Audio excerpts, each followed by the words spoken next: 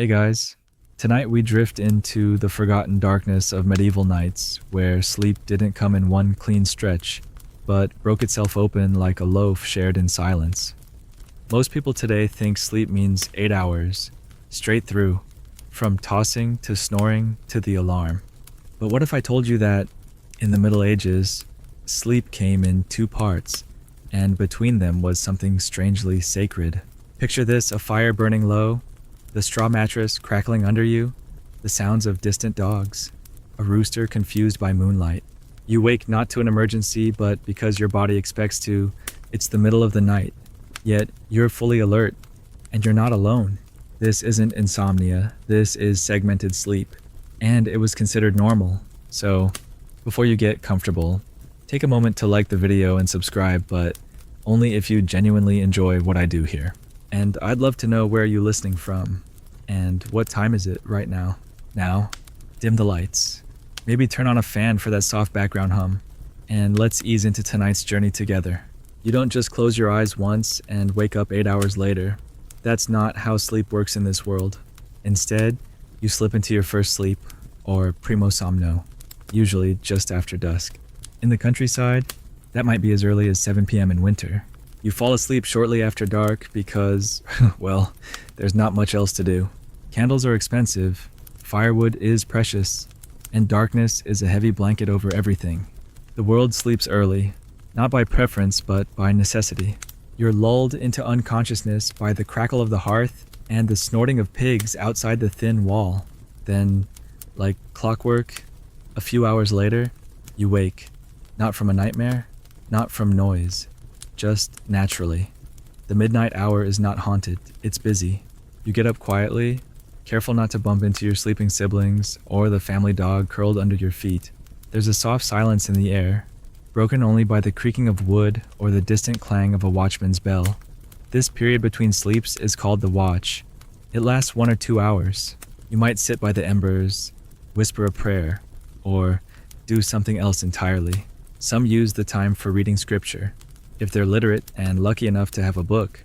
Others talk softly, reflect on dreams, or even visit neighbors for a midnight chat. Yes, really, it wasn't considered odd to get up and knock gently on a friend's door, just checking in during the watch. Imagine trying that now.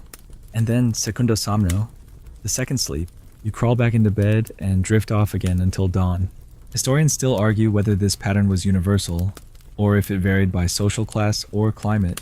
But the records are everywhere in letters, diaries, even legal testimony. One man in 16th century France testifies to committing a crime between the first and second sleep. It wasn't just some rural quirk. This was the norm. Doctors of the time even recommended it. The time between sleeps, they said, is ideal for conception. That's not a joke. Midnight was considered the golden hour for intimacy, because you were rested, but not yet groggy. Go ahead, let that fun fact settle in. You might ask, why did people stop doing this? The answer, like most things, involves electricity and capitalism. By the 18th and 19th centuries, streetlights and the Industrial Revolution pushed people toward continuous sleep. Suddenly, being awake at midnight meant you were lazy or ill. But before all that, your inner clock was more like a pendulum swinging gently, back and forth, from dusk to sleep to waking to sleep again. Even now, modern sleep researchers argue we're still wired this way. You know that time you woke up at 3 a.m., wide-eyed and weirdly calm? That wasn't a malfunction. That was your medieval self remembering. There's something deeply human about this rhythm, like breathing in the dark. You don't fight your body, you move with it. And the dark isn't just a void, it's a space, you exist in it, between breaths. You're not expected to produce or reply or perform. You're just here, awake, alive, listening to wood creak and wind hum through the shutters.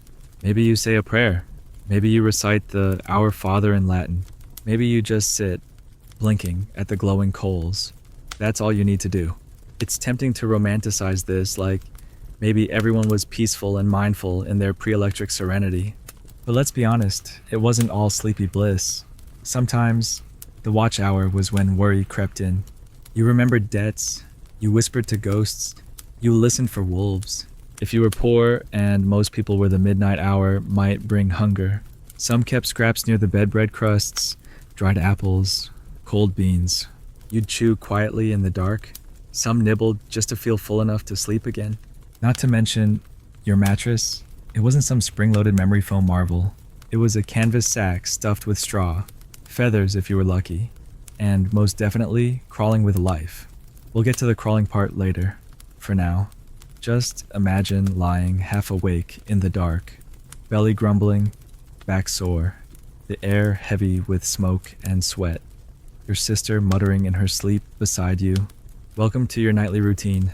Sweet dreams. Oddly enough, this two-part sleep model isn't extinct. In some parts of rural Europe, especially among older generations, it quietly survives. Anthropologists who've spent time with traditional farming communities have found echoes of the watch still in place a quiet hour for tending the fire, smoking a pipe, or simply existing. There's something soft and uncommercial about it. No productivity hacks, no blue light blockers, just darkness, divided gently in two. So tonight, if you wake up for no reason at all, don't panic. Don't reach for your phone. Don't wrestle yourself back into forced slumber. Maybe sit with it for a minute. Maybe you're not broken. Maybe you're just medieval. And the night, as always, is not empty. It's waiting for you to remember how to be with it. The moon hasn't changed. The sky still holds its hush. And your breath, even now, folds perfectly between first sleep and second. You don't sleep alone, not in the Middle Ages. Not unless you're rich, odd, or punished. And even then, someone's probably nearby, listening to you snore. In this world, privacy is not a right, it's a laughable concept. You sleep beside your siblings, your cousins, your neighbors, your servants, sometimes all at once. Whole families cram into one bed, not just for warmth, but because there's nowhere else to go. And this isn't scandalous, it's just Tuesday.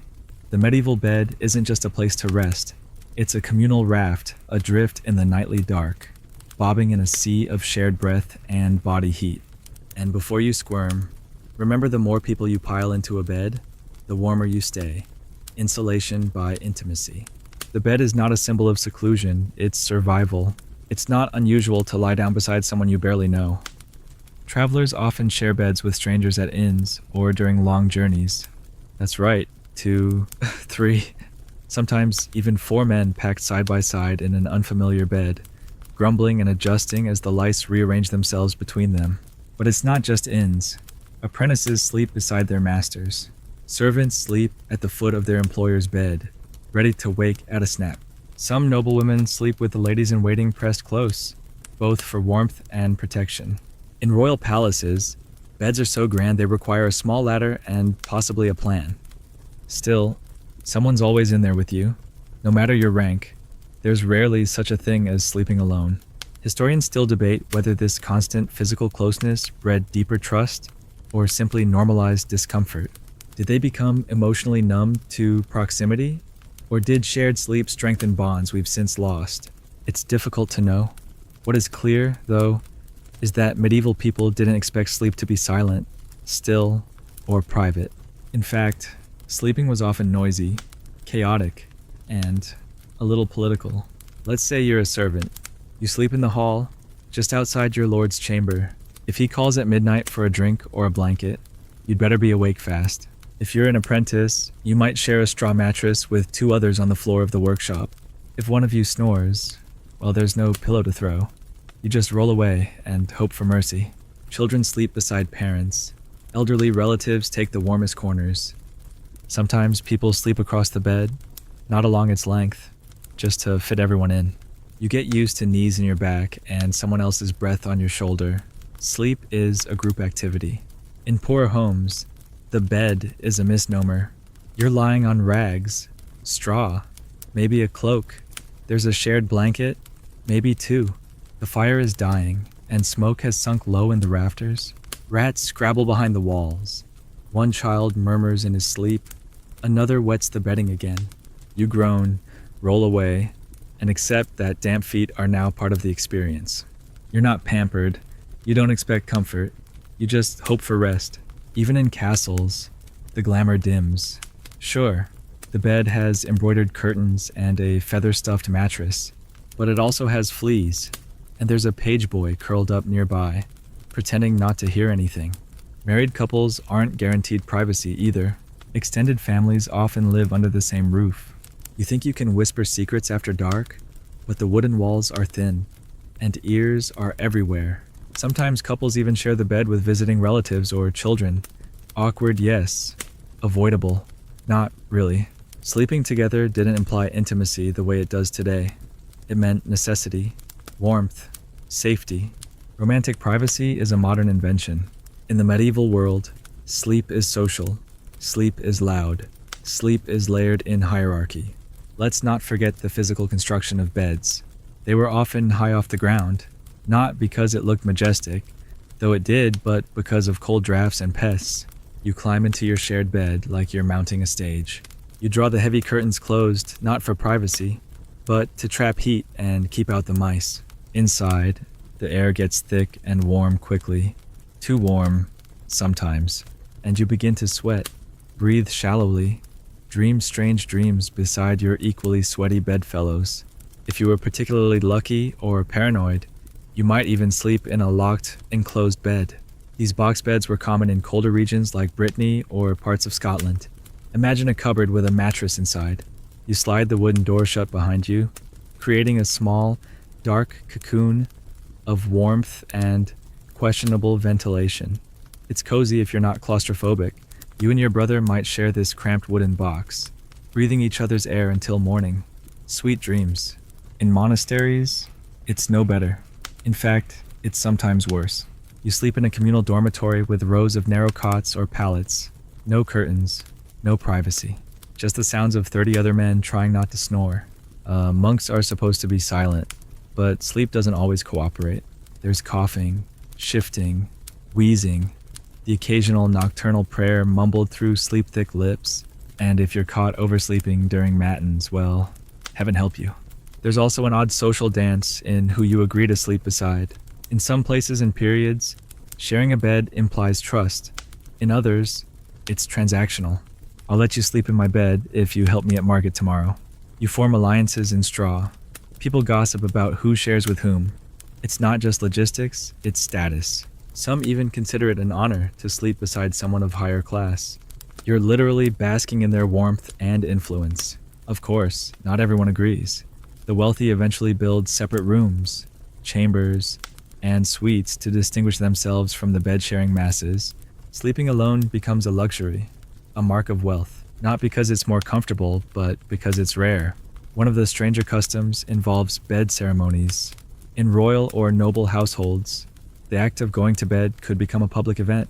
The queen might be put to bed by her ladies, who help her undress, comb her hair, tuck her in, and then, yes, stand there for a moment and watch, as if confirming that she has successfully transitioned into horizontal existence. Then they withdraw, leaving her under silk covers with only embroidered saints for company.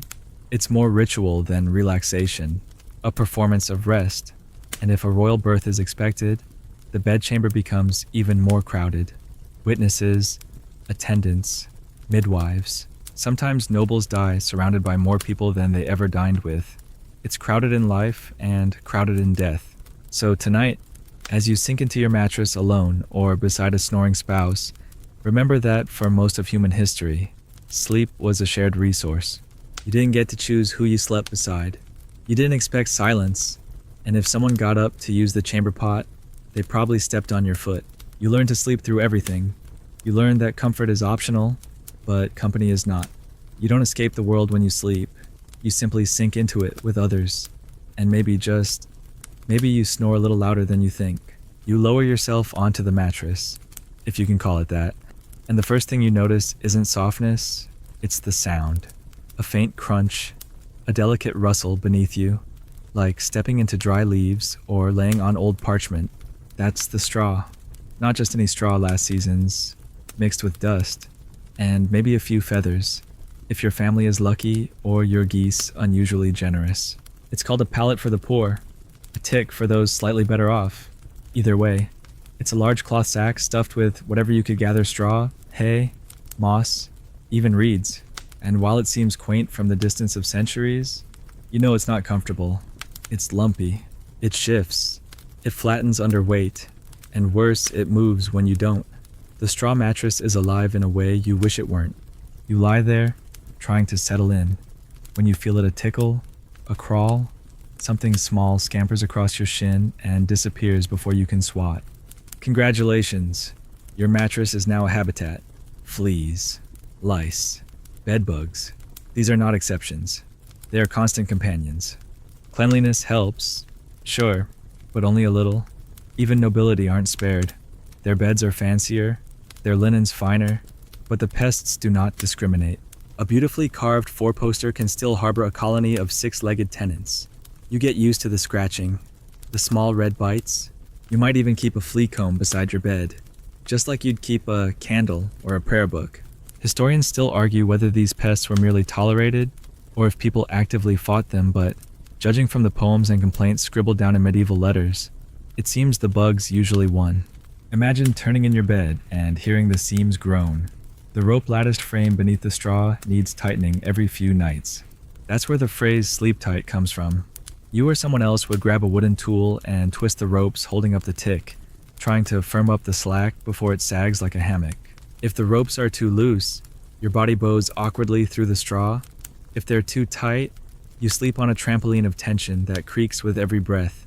Either way, you're not sleeping on a cloud, you're sleeping in a compromise. And you're not just worried about fleas. There are mice in the walls, sometimes under the bed, and sometimes on the bed. You pull the blanket tighter, but it's a thin wool layer, barely enough to keep you warm in winter. Your breath fogs the air as you shiver beside your cousin, both of you trying not to notice the rhythmic scuttling beneath the floorboards. People keep cats. Yes, but not as pets. They're tools, hunters, mousers. They sleep in the corners, alert, twitching. You've named yours something practical, like Ratcatcher or Whiskers the Third. But you know it could vanish for days if food runs short. If you're in a wealthier home, the mattress improves but not dramatically.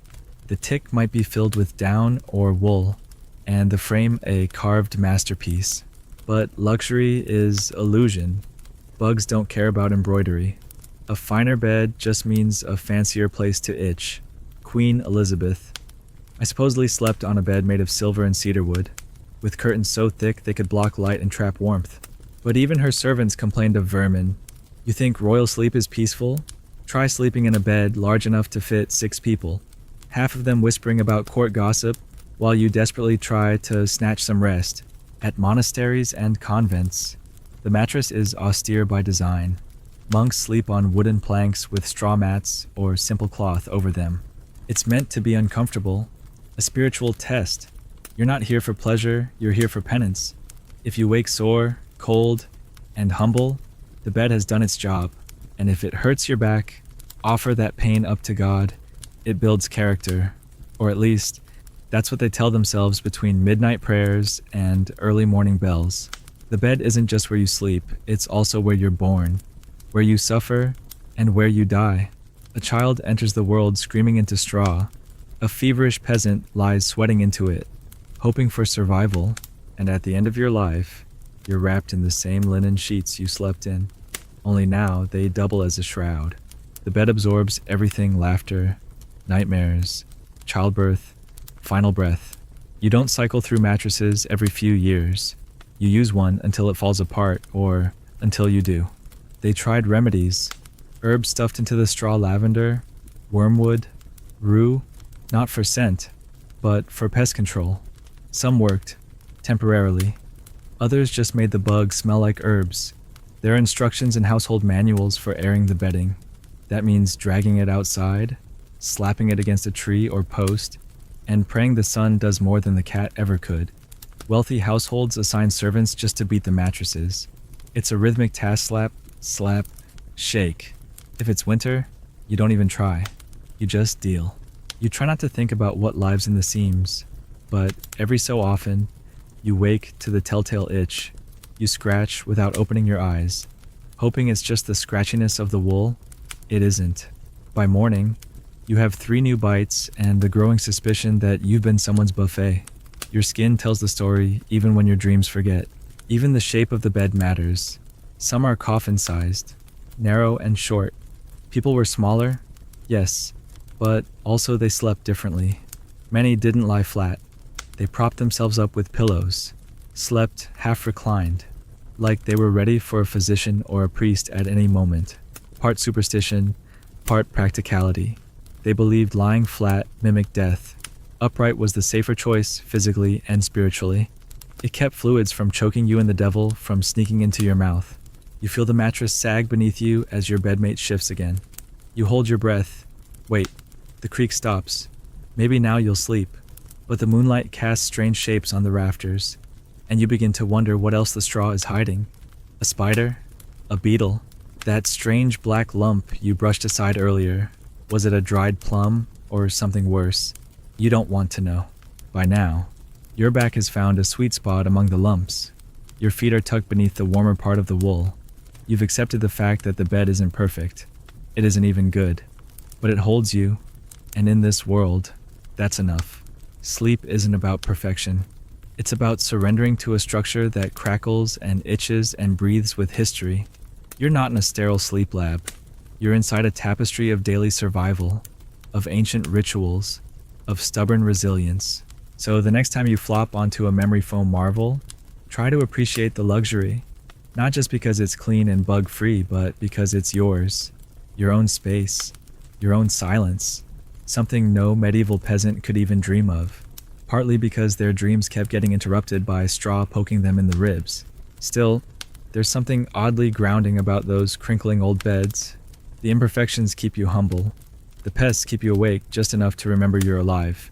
And maybe those creaks in the dark remind you of all the countless bodies that once curled up in the exact same way, centuries before yours.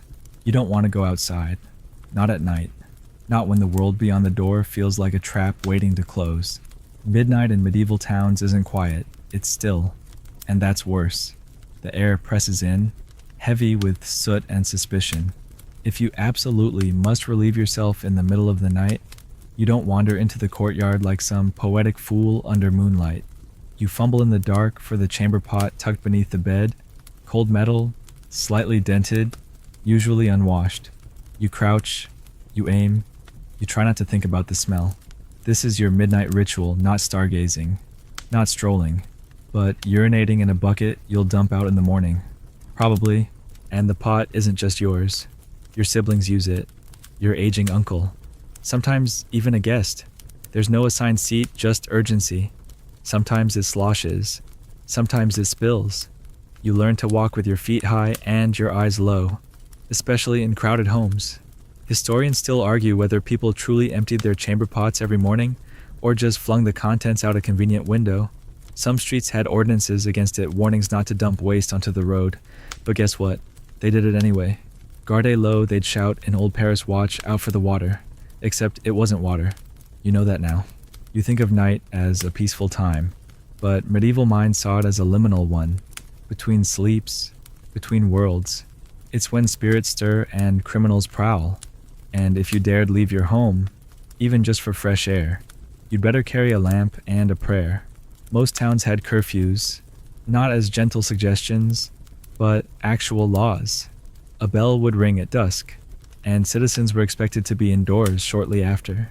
Anyone found wandering risked being stopped, questioned, even jailed. The night belonged to others, to guards, to drunkards, to desperate souls, not to you. Of course, not everyone obeys the curfew. The baker doesn't sleep much at all. His dough must rise before the village does. You might hear his door creak open long before dawn, followed by the soft thud of kneading, the low crackle of a fire being stoked. There's comfort in that rhythm, knowing someone is awake and warm while you lie curled under your threadbare blanket. But it's a dangerous comfort, because the streets outside his bakery are not safe. Sometimes you hear footsteps that don't belong to bakers, slow, dragging ones, or too quick, as if someone's running from something. You hold your breath. The wooden shutters don't block much sound. You imagine figures in dark cloaks, lanterns swaying, a glint of steel under moonlight. Are they thieves? Are they something worse? You don't want to know. You clutch your blanket and pretend to be asleep. Most medieval homes don't have indoor plumbing. Some wealthier households have a private latrine built as a vertical shaft down to a pit, but even that's no luxury. The smell rises, the pit fills. Someone has to empty it eventually. In cities, cesspit cleaners known as gong farmers in England worked by night. They were paid decently but lived on the fringes of society. No one wants to dine with a man who spent the evening waist-deep in human waste. You lie in bed, half awake, and you hear the wooden wheelbarrows creak past, the slosh of buckets. You imagine their lanterns bobbing through the alleys, their faces smeared with mud or worse. You dream of indoor toilets, but what you get is closed stools, a box with a hole and a chamber pot beneath it. Nobles use them, so do monarchs. King Henry VIII had a groom of the stool, a servant whose job was, well, exactly what it sounds like.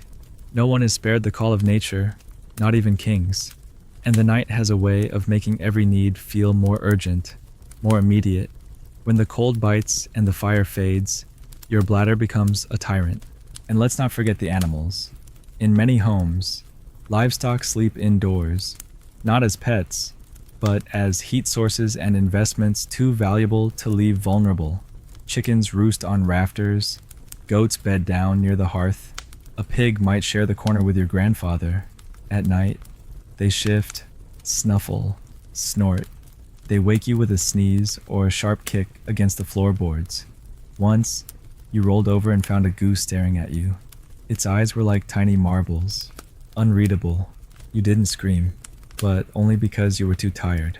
In the castle, the problems are different but not necessarily better. Yes, there might be stone privies built into the tower walls, their contents falling into a chute that empties into the moat.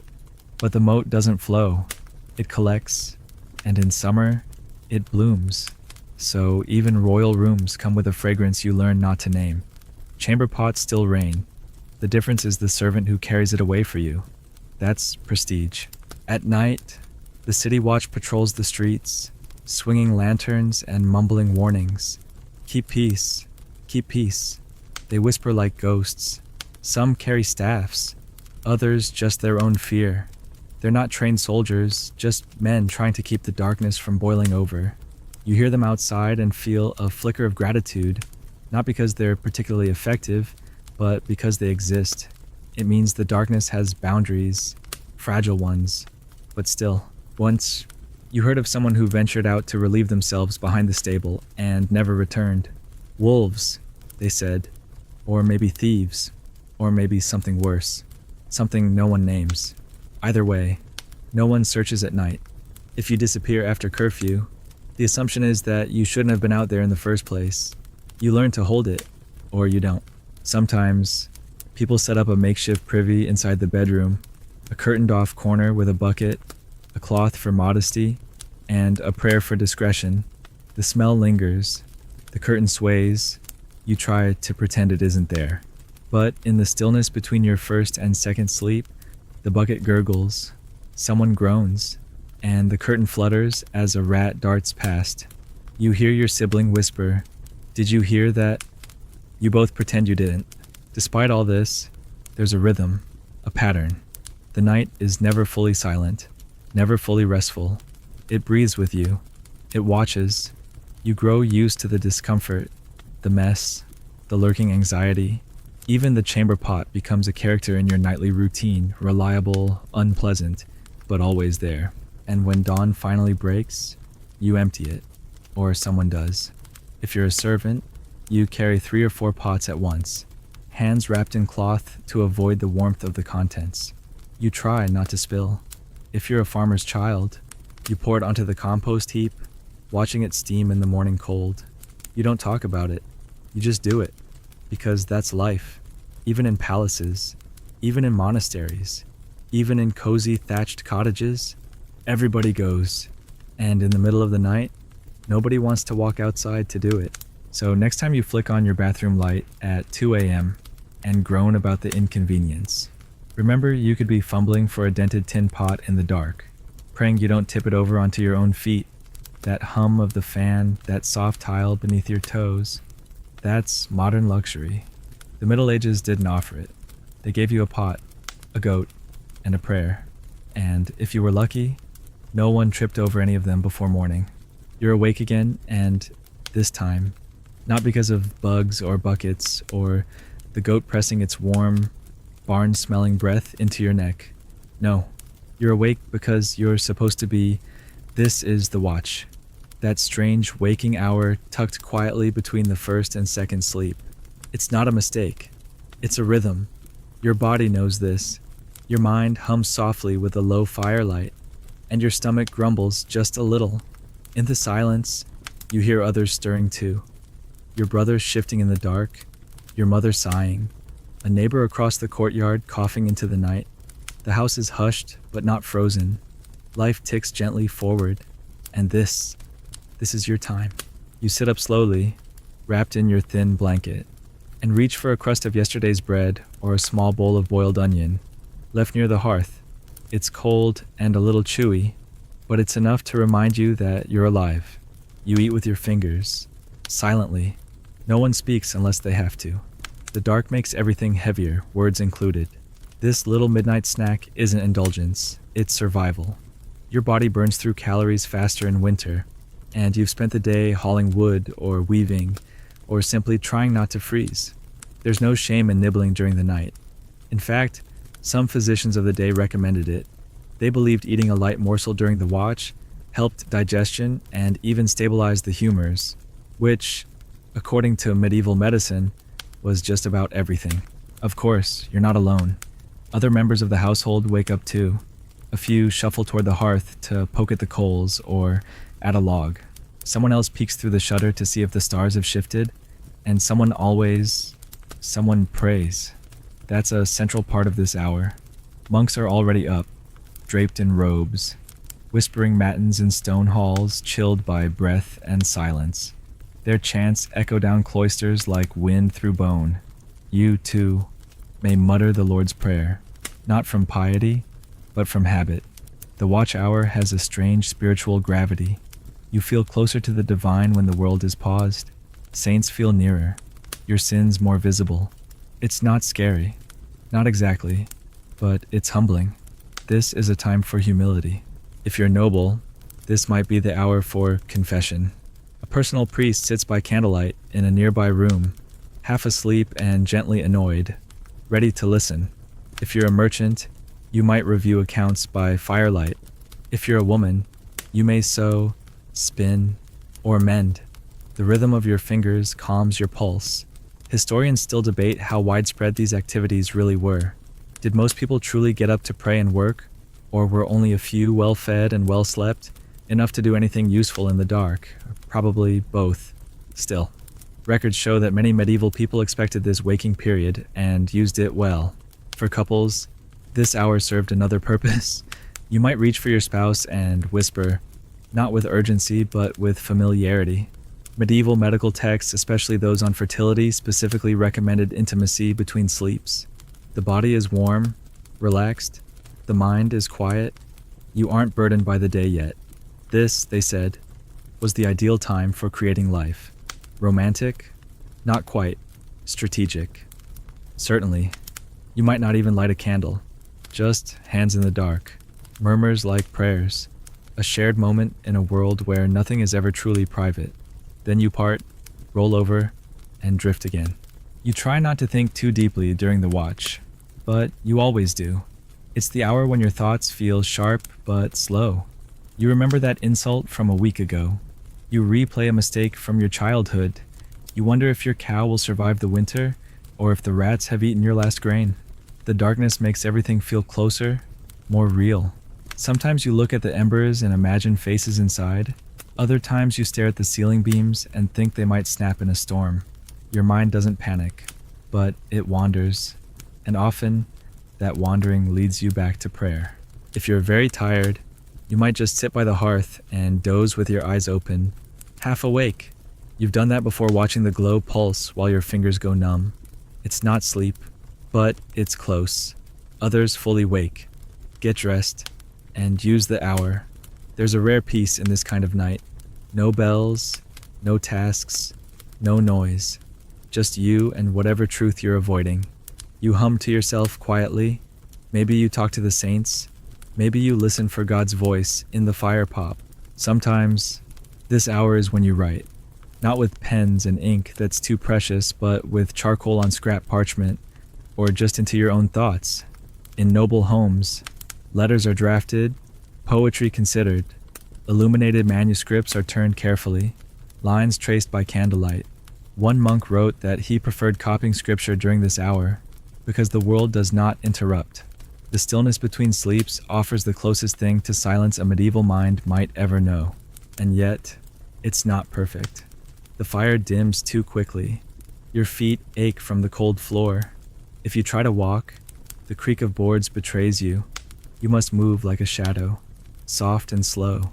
If you're unlucky, someone coughs violently in their sleep or mumbles in a dream.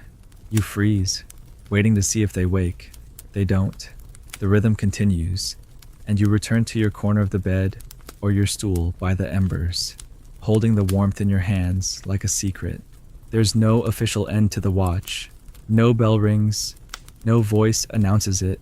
Your eyes begin to grow heavy again. The coals dim to a dull orange. You fold your hands, murmur one last request to the Virgin Mary, and crawl back to the mattress.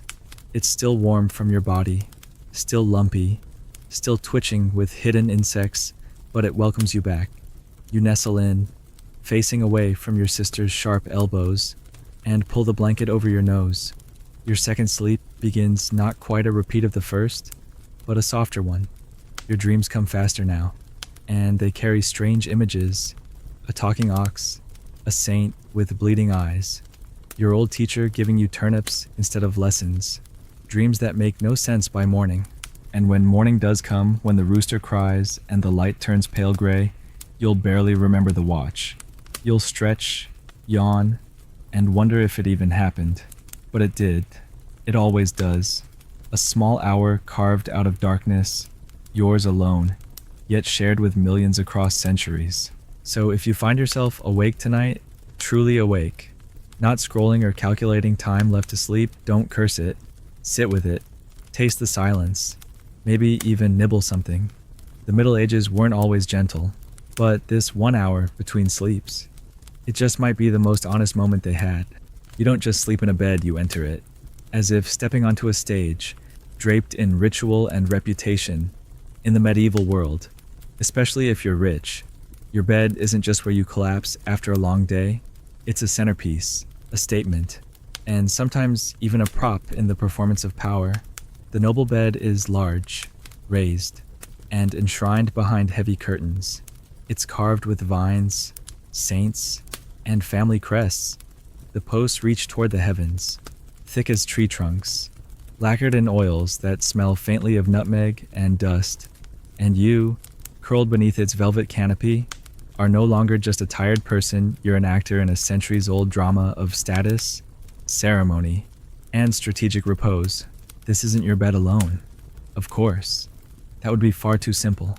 Your bed is often the place where servants attend to you, where guests are greeted, where business is discussed, and, yes, sometimes where a queen receives her subjects.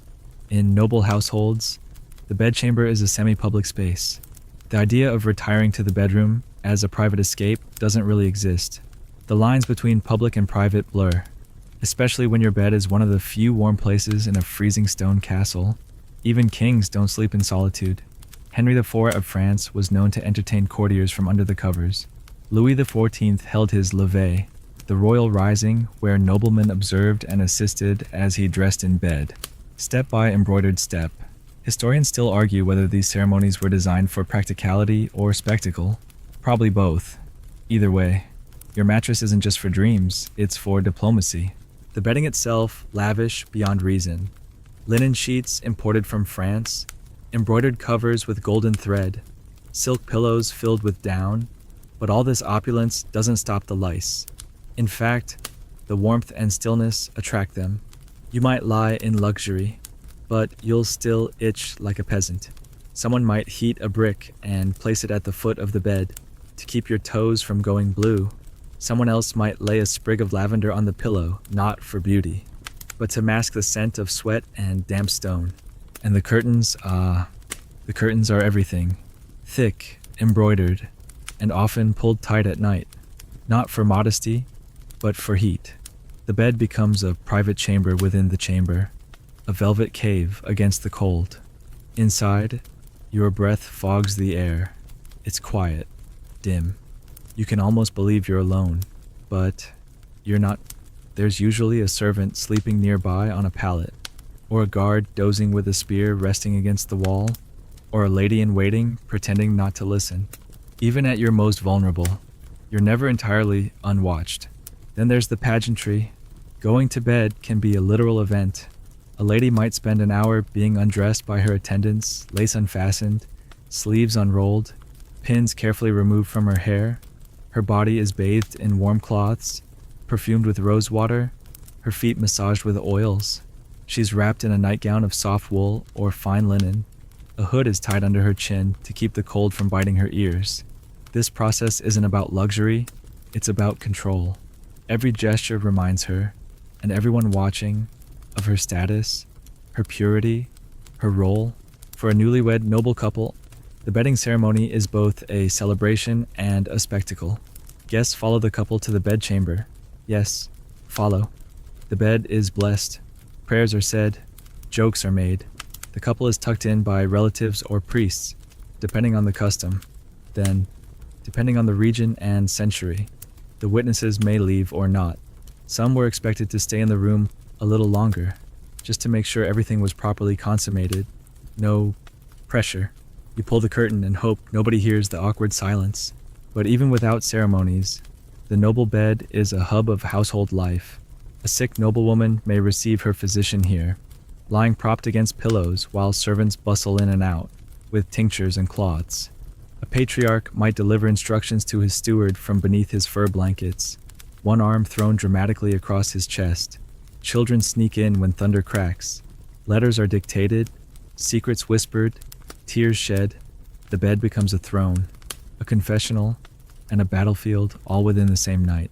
It's also where death comes, slowly, most often, surrounded by family, priests, and an unbearable number of candles. You lie beneath the same canopy that once sheltered your dreams. Now, cradling your last breath, your confessor leans close. Your eldest child weeps at your side. Your youngest hides behind the curtains, too afraid to look. The bed swallows everything, and when you're gone, it holds your shape for days. Not all noble beds are stationary, either. Some are designed to travel.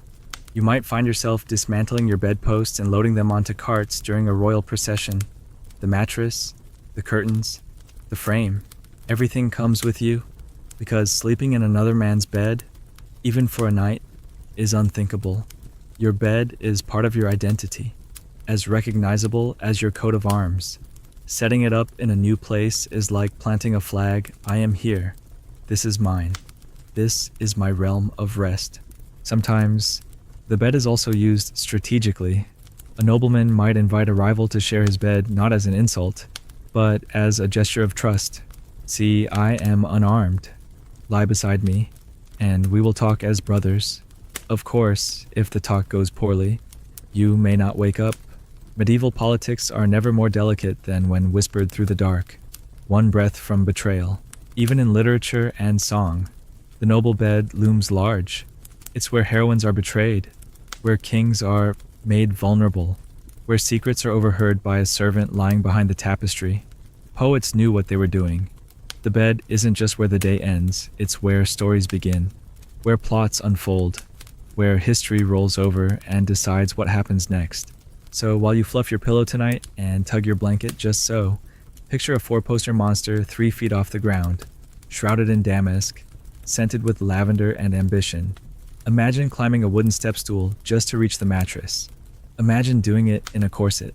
Imagine pretending it's comfortable with 4 courtiers watching, and then try falling asleep while someone kneels beside you, whispering tomorrow's schedule into your half-dreaming ear. The modern bed may not have carved saints or gold embroidery, but it has something better: peace. No one's watching you. No one's expecting you to host a bishop or give birth while 3 aunts observe. You don't need a servant to pull your curtains or a priest to bless your pillow. You just get to rest. You just get to be, but somewhere, In the corner of your imagination, a carved post still stands, a curtain sways, and a whisper echoes across the centuries, "Sleep well, your grace, for tomorrow." Everything changes.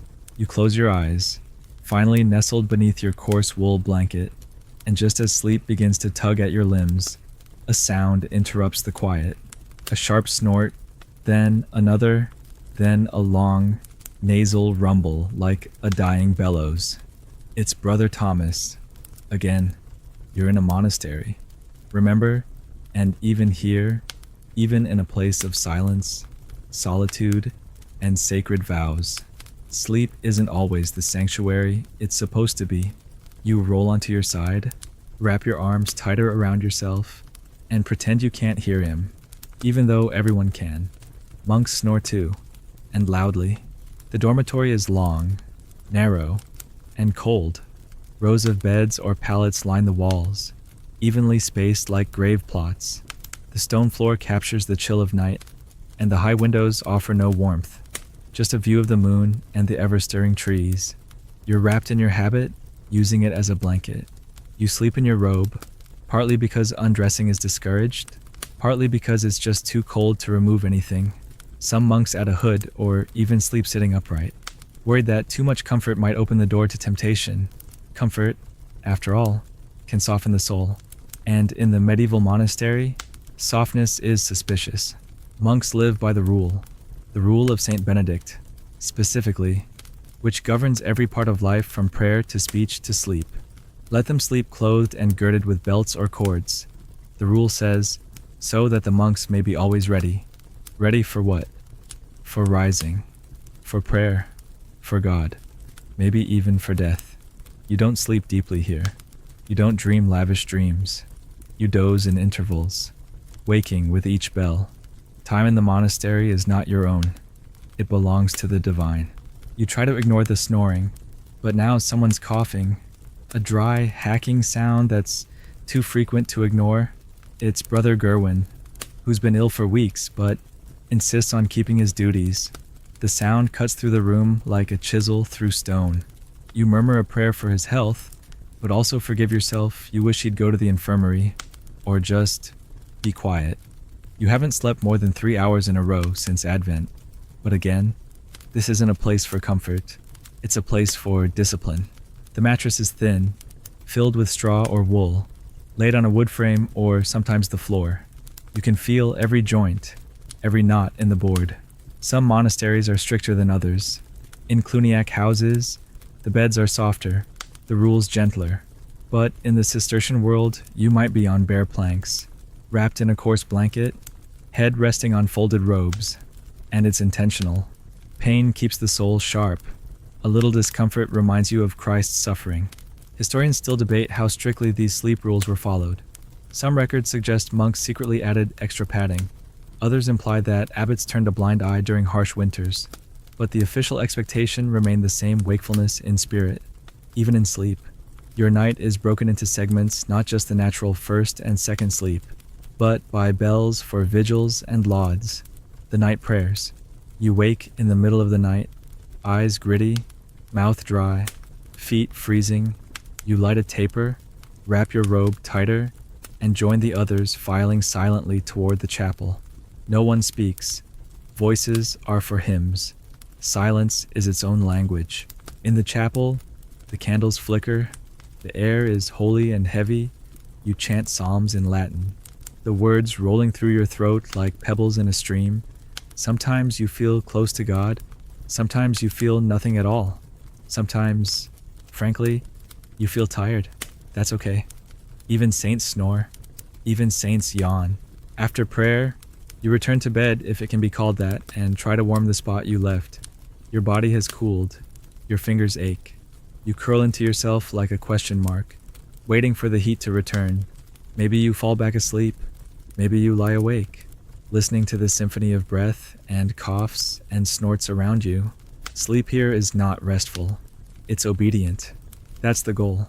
Even the architecture reinforces discipline. The dormitory door is left open so the prior can hear if anyone stirs. The windows are high and narrow, letting in no moonlight. Privacy doesn't exist. You change in silence, bathe only when allowed, and sleep among others who breathe the same air, recite the same prayers, share the same cold. It's not meant to isolate you, but to humble you. Alone, you are a soul adrift. Together, you are a chorus. During plague years, this chorus thins. Beds are left empty. Straw is burned. The infirmary fills.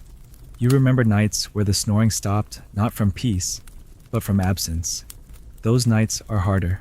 You don't miss the noise, exactly. But the silence it leaves behind is too final, too permanent. So you say your prayers a little slower, you listen to the wind, and you promise to not complain. At least not aloud. The next time Brother Thomas keeps the whole dormitory awake with his demon lungs. There are moments of strange beauty, too.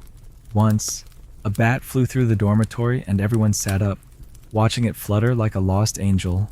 Once, a storm cracked the sky open and the entire room lit in a blue-white flash. The elder monks crossed themselves. The novices ducked under blankets. You just stared, wide-eyed, heart thudding with something that felt like awe.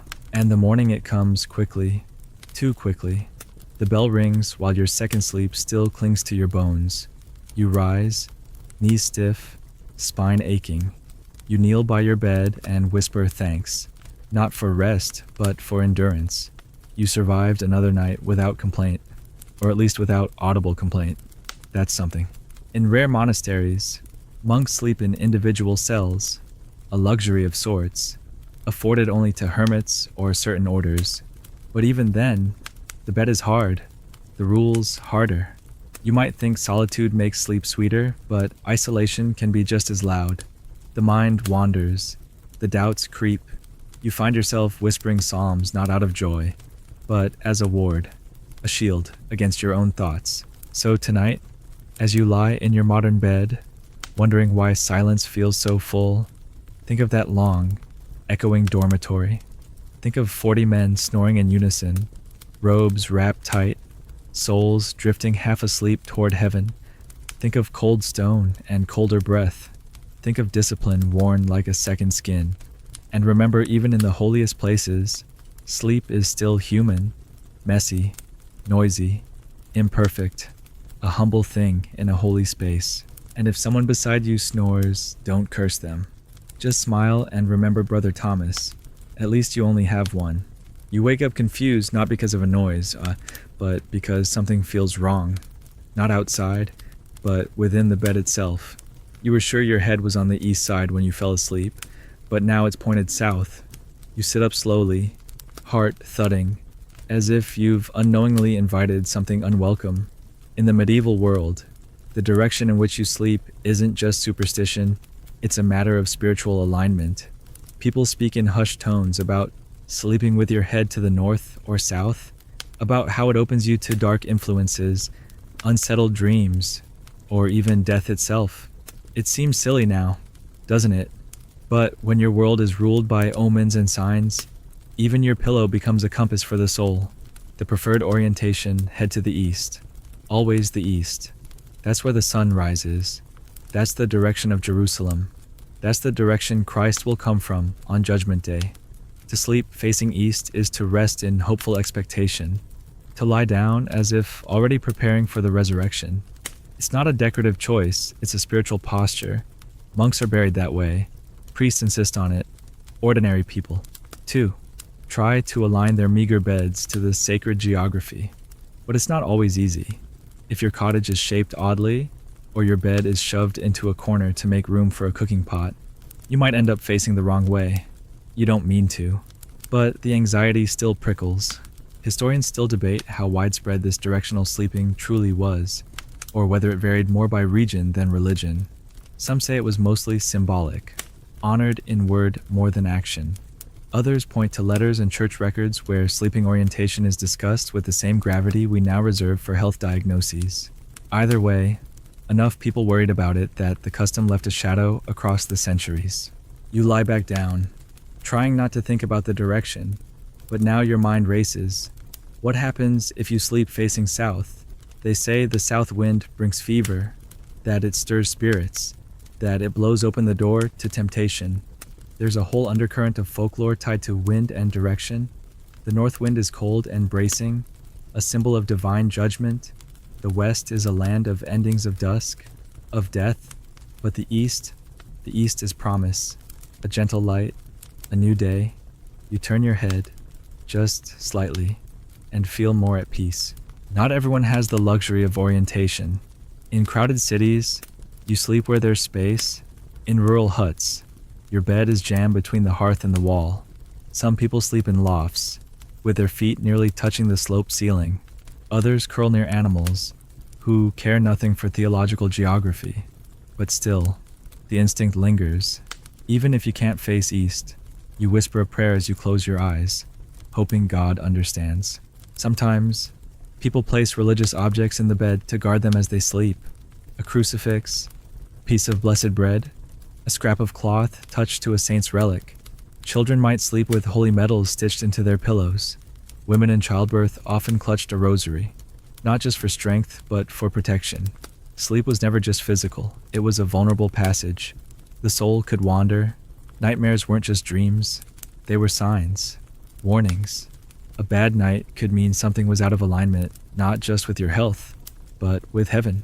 In some houses, they chalk protective symbols on the bedframe crosses, sacred initials, or even runes hidden under the mattress.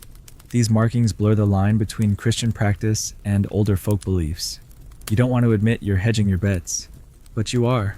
The priest blesses your room, and your grandmother still insists on hanging garlic above the lintel, just in case, because sleep is not guaranteed. Waking up is not guaranteed. And then there are the dreams. People believe dreams come more vivid or more dangerous depending on how and where you sleep. If you lie too flat, your soul may rise and not return. If you sleep too close to iron tools or unswept corners, you may attract spirits. One physician claimed that sleeping with your head to the north increased melancholia. Another wrote that if you dream of falling while facing south, it means impending illness.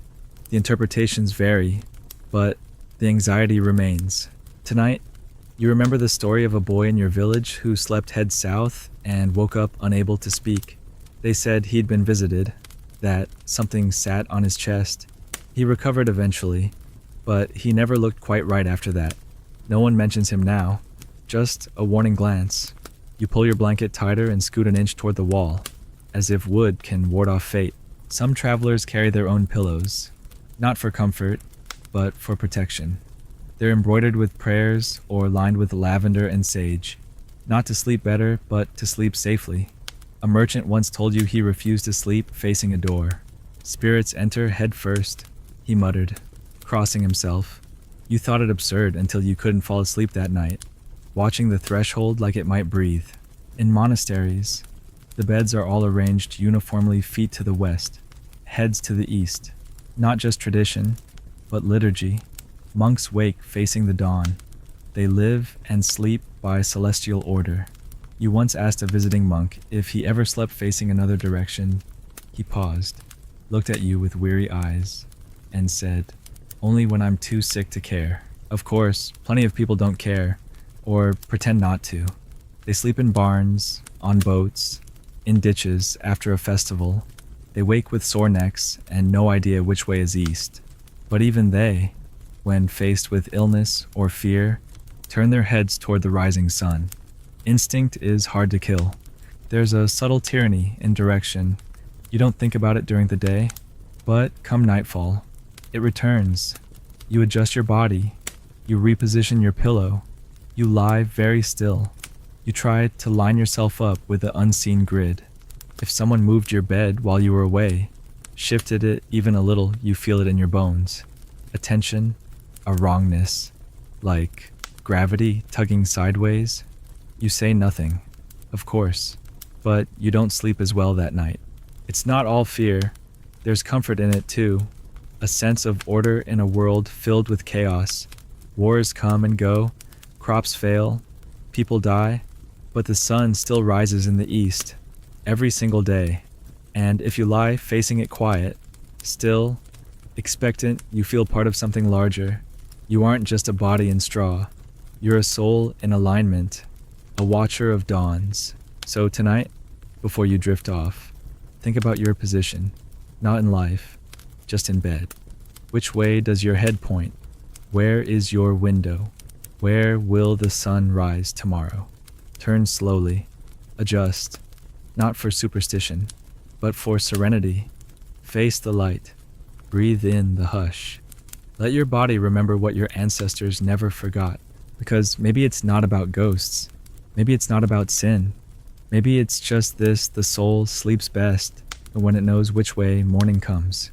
You aren't asleep yet, not because you're restless, but because everyone around you is still talking, not loudly, not disruptively, just murmuring, whispered stories, soft laughter, a few snores peppered between low voices.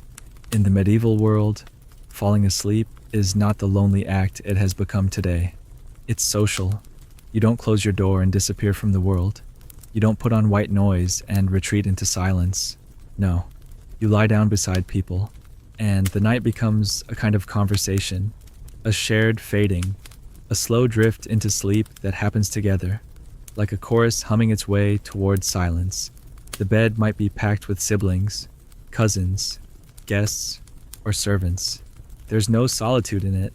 You fall asleep to the rhythm of breathing, gossip, prayers, and the occasional uninvited commentary on someone else's snoring. Even inns reflect this. Travelers don't get their own rooms. Often, they don't even get their own beds. You pay for space, not privacy. If it's crowded, you might share a mattress with two strangers, farmers, pilgrims, or merchants heading to market. At first, it feels awkward, but after a few nights on the road, you get used to it. Everyone faces the wall and pretends not to exist. Eventually, you learn to ignore the shifting weight, the body heat, the knee that drifts too far onto your side. You stop noticing, or at least, you stop caring, because no one expects sleep to be pristine. They expect it to be necessary, and necessity leaves no room for pride. Families sleep together too, parents with children, sometimes in multiple layers, infants near the warmth of the mother, older siblings tangled somewhere at the edge, grandparents pressed against the outer wall. No one sleeps far from anyone else, and beds become microcosms of family structure. Who gets the warm center? Who sleeps nearest the drafty edge? Who gets the pillow? And who gets the wool bundle stuffed with straw? The answers are unspoken but understood. The bedtime conversation is gentle. It's not the time for serious debates or heavy confessions. Those belong to the watch, or to prayer.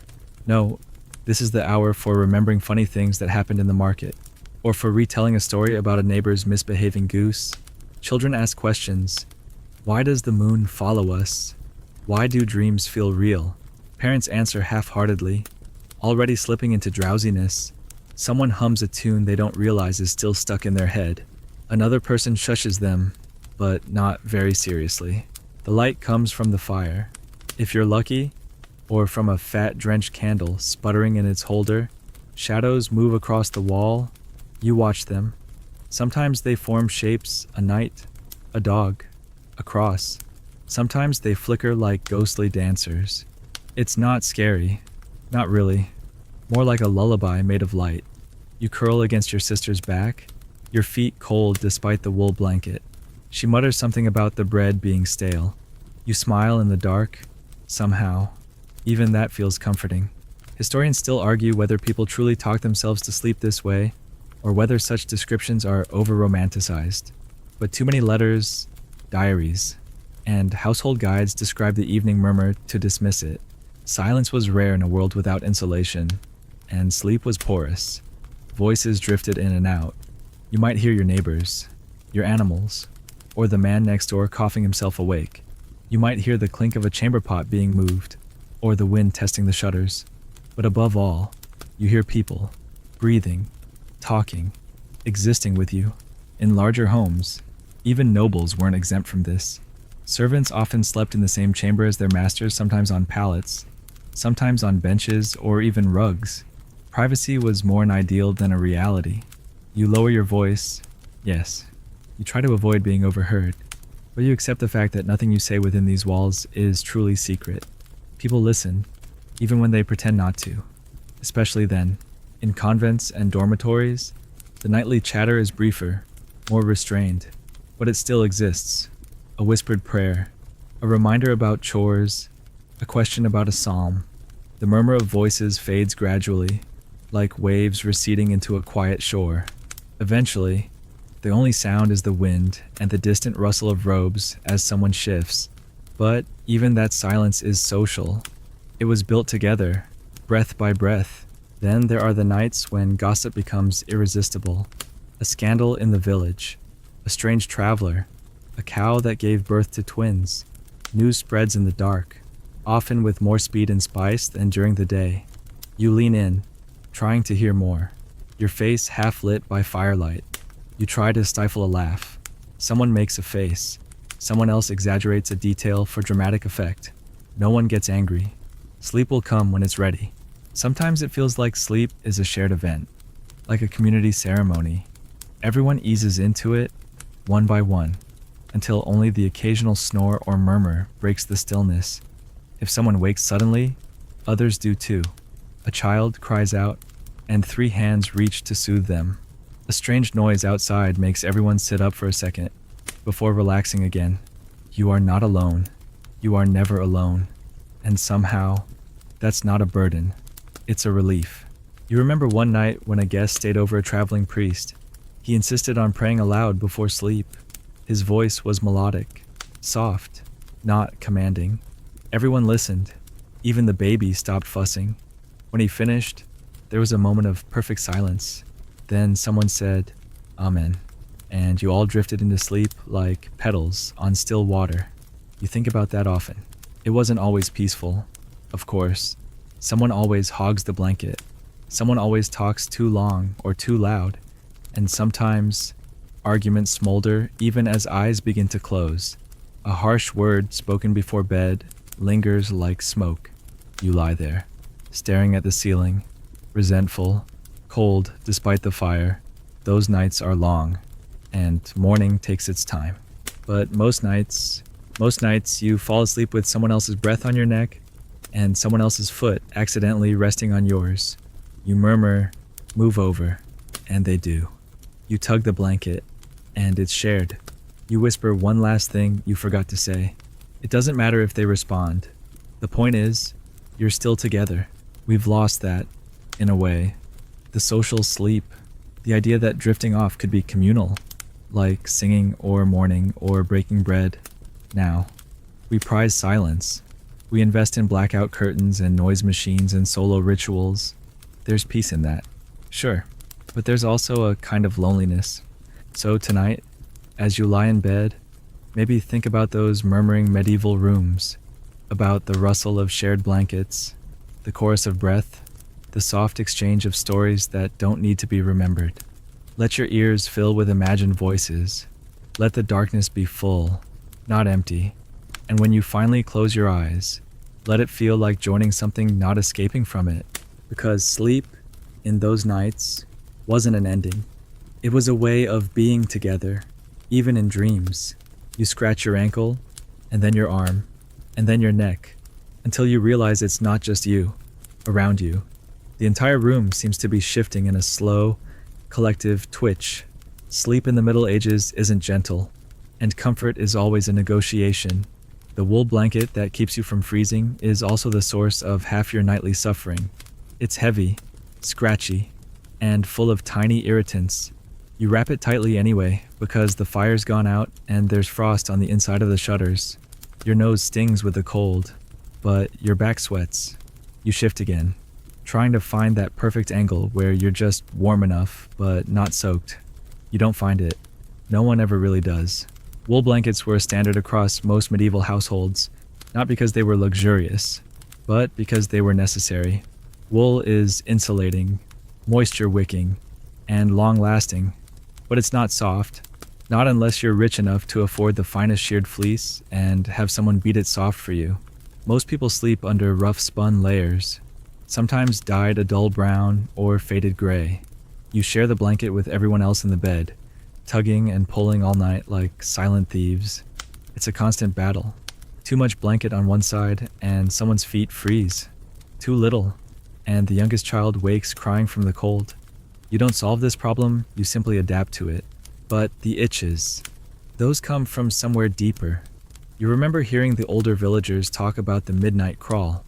That's when the fleas, warmed by your body, come out from their creases in the bed. They move across your arms, your back, your legs, invisible and infuriating. You try not to scratch too loudly, lest you wake someone, but eventually everyone is doing it. It becomes part of the nightly rhythm, a twitch, a sigh, a scratch, then silence, until the next round. Someone might even mutter in the dark, "They're biting tonight," and another voice responds, "More than usual." You try remedies, of course. Everyone does. Flea combs are kept near the hearth or tucked under pillows. You've seen your mother run one through your hair, picking out tiny brown bodies and dropping them into the fire with a hiss. It works briefly, then they're back. No matter how clean you are, no matter how often you air the bedding, they live in the straw, in the seams of the fabric, in the very wood of the bed frame. They are part of your ecosystem now. Historians still debate how seriously people took the threat of fleas and lice. Some argue that medieval folks just accepted them as part of life. Others insist that entire rituals and routines developed to combat the constant infestation. Both are probably true. You've seen people bathe more often than the book suggests, not every day, of course, but enough to show they cared. And you've also seen someone pick a flea off their collar and flick it away like it was nothing. You get used to it. You don't like it, but you stop flinching. The wealthy aren't exempt either. Their beds are larger, their blankets finer, but their bodies are just as warm and inviting. You once served in a manor house, and you remember brushing the linens each morning, trying not to gag at the smell of lavender mixed with sweat. You swept out bowls of dead bugs from under the mattress. One lady had a flea collar sewn into the hem of her nightgown. It didn't help. The fleas simply migrated elsewhere. Then there's the habit of stripping the bed. You do this weekly, sometimes daily if there's illness in the house. The straw gets replaced, the blankets hung over a line or spread on bushes in the sun.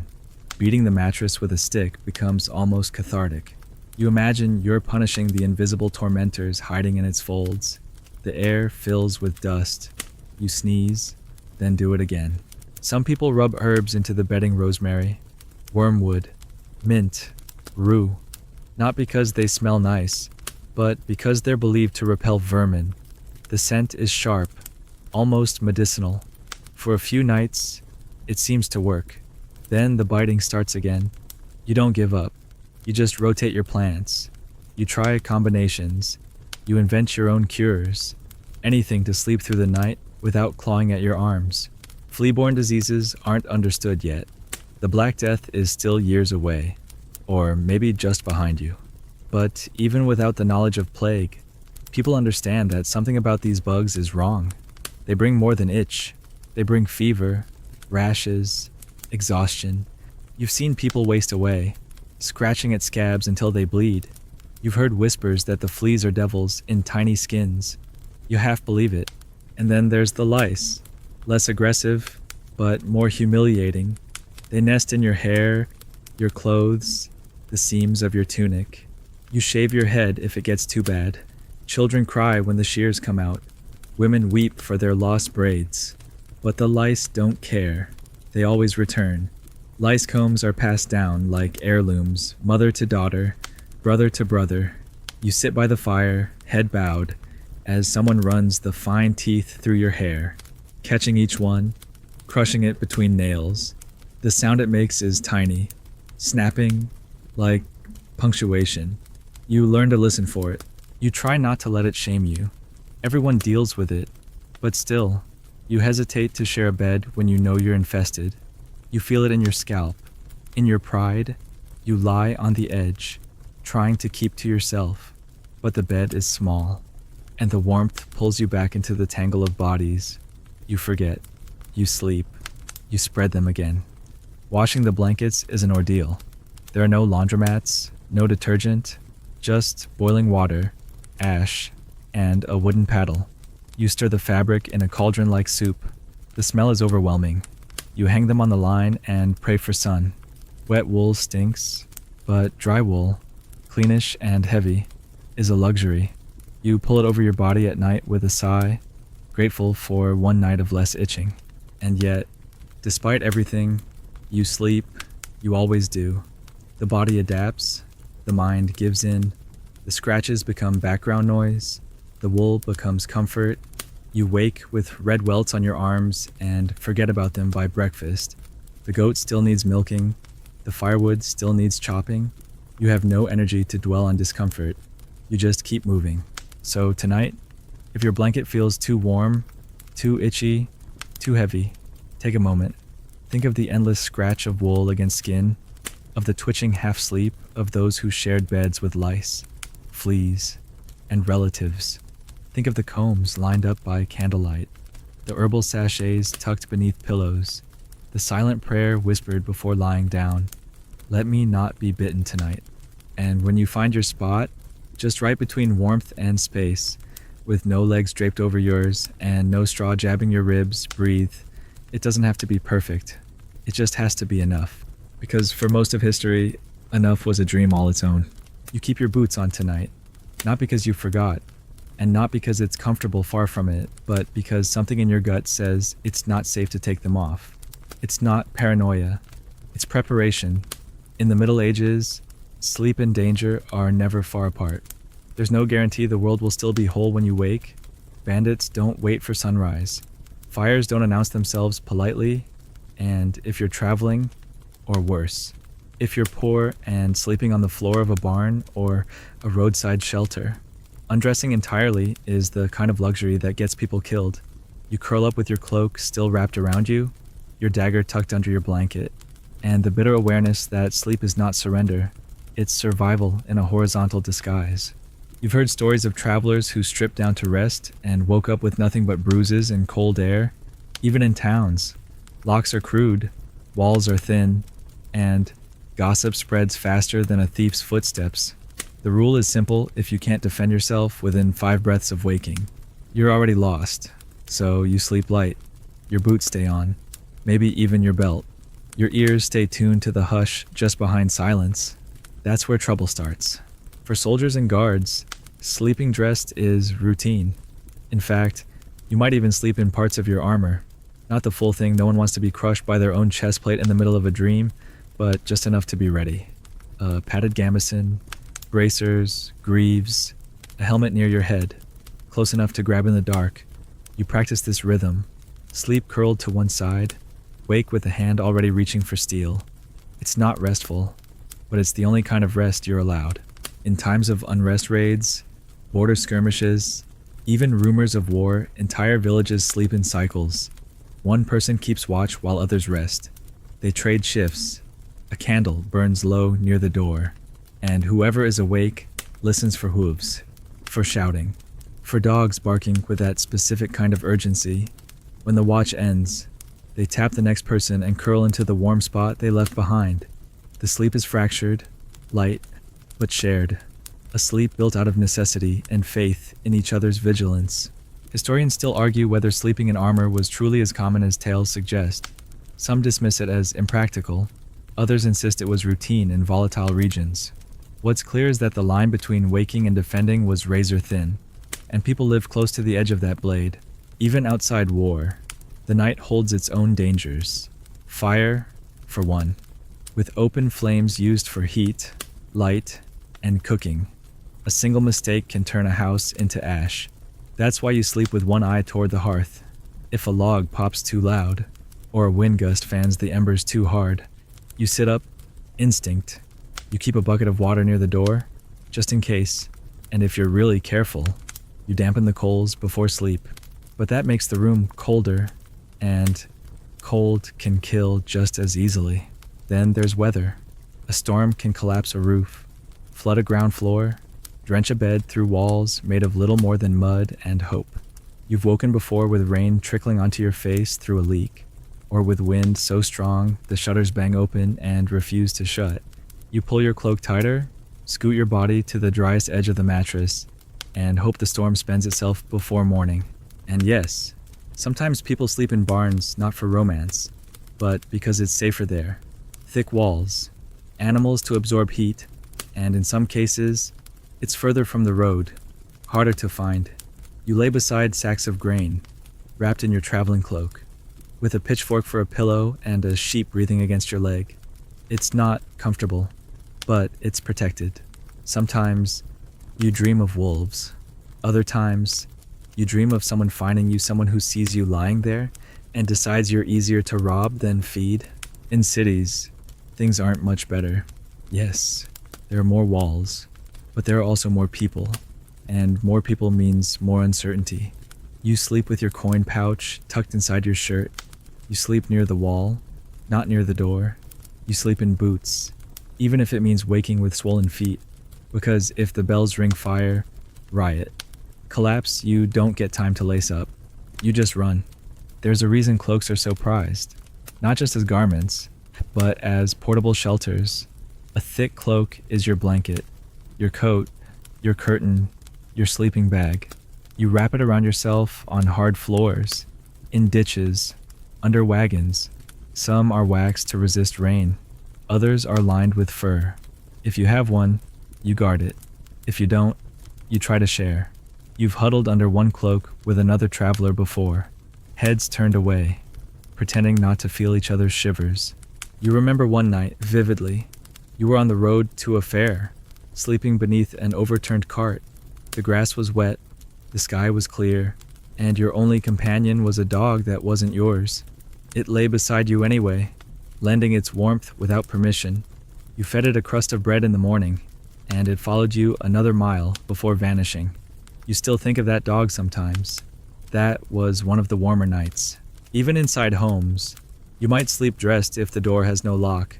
If your family is feuding, if your crops failed and everyone's tense, you keep your shoes on so you can leave fast. You keep your belt on so your tools stay close. You sleep as if something might come through the door at any moment, because sometimes something does. And yet, you do sleep, eventually. Your body demands it. No matter the fear, you learn to rest while being ready, to doze in discomfort, to dream lightly, with your hand near the dagger and one boot already half off. Some part of you always stays alert in ear, an instinct, a reflex, and when you wake, heart pounding from a noise that turns out to be nothing, you don't sigh in relief. You simply lie back down, ready again. Children adapt too. They sleep in cloaks and boots without complaint. They learn which creaks in the floor are safe and which ones mean someone's coming. They learn how to pack their bedding in a bundle in under a minute. It becomes a game who can wrap their bedroll fastest, who can spot a fire's smoke first. You train them because it keeps them alive, because it kept you alive. So tonight, as you kick off your socks and tuck into clean sheets, take a moment to notice the luxury of safety, the quiet, the fact that you undressed completely and left your door unlocked without thinking twice. No dagger under your pillow, no water bucket beside your bed, just softness, stillness, peace. But if you ever find yourself sleeping with your boots on, you'll remember not just the discomfort, not just the fear, but the deep, wary resilience of people who could rest with one eye open, one hand closed, and their backs always to the wall. You jolt awake, not because of a nightmare, but because something is snorting directly in your face. It smells like hay and something slightly sour. You blink into the dark, reach out instinctively, and your hand lands on fur, coarse, warm, gently twitching. That's not your brother. That's the goat, again. In the medieval world, sleep isn't just shared with people, it's shared with animals. Chickens, pigs, cats, dogs, sheep, even cows if the weather's bad enough. The line between barn and bedroom is thin, sometimes non-existent, and while modern sensibilities might recoil at the idea of dozing off beside a snuffling sow or a scratching hen, you're not trying to make a statement. You're just trying to survive the night without freezing to death.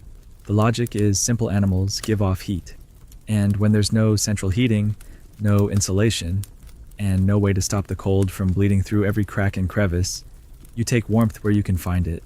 Sometimes that means sharing your bed with a dog. Sometimes that means letting the goat curl up in the hearth's ashes. Sometimes it means that the sound of snoring is accompanied by the gentle rumble of a cow chewing its cud 3 feet from your head. You get used to it, not because you love it, but because complaining won't make it warmer. You rise just enough to peer into the gloom. The piglet is in the corner, half covered by a torn sack. The chickens are roosting on a low beam, shifting occasionally in their sleep, feathers rustling like leaves. You can hear the horse in the attached stall, stomping once, then settling again. The dog is sprawled across the threshold like a guard, tail thudding once when he hears you stir. You lie back down. Everyone is accounted for. Historians still debate how common indoor livestock was. Some argue it was a rural necessity, while others suggest it was more common in poor households or in particularly harsh winters. But the practice is referenced often in sermons, household manuals, and even folk songs. It's not romantic. It's not idealized. It's practical. When the animals die, the household is in trouble. Keeping them close, especially the smaller or more vulnerable ones, is a form of insurance, a living bank, a woolly furnace. Of course, it's not just about warmth. Sometimes it's about security. Predators prowl the woods, wolves, thieves, even other desperate humans. Keeping your animals indoors, especially at night, reduces the risk of waking up to find your livelihood gone. That cow you milk every morning, that's half your family's calories for the week. So you bring her inside. You let the sheep sleep under the table. You don't love the mess, but you love the loss less. And yes, there's mess.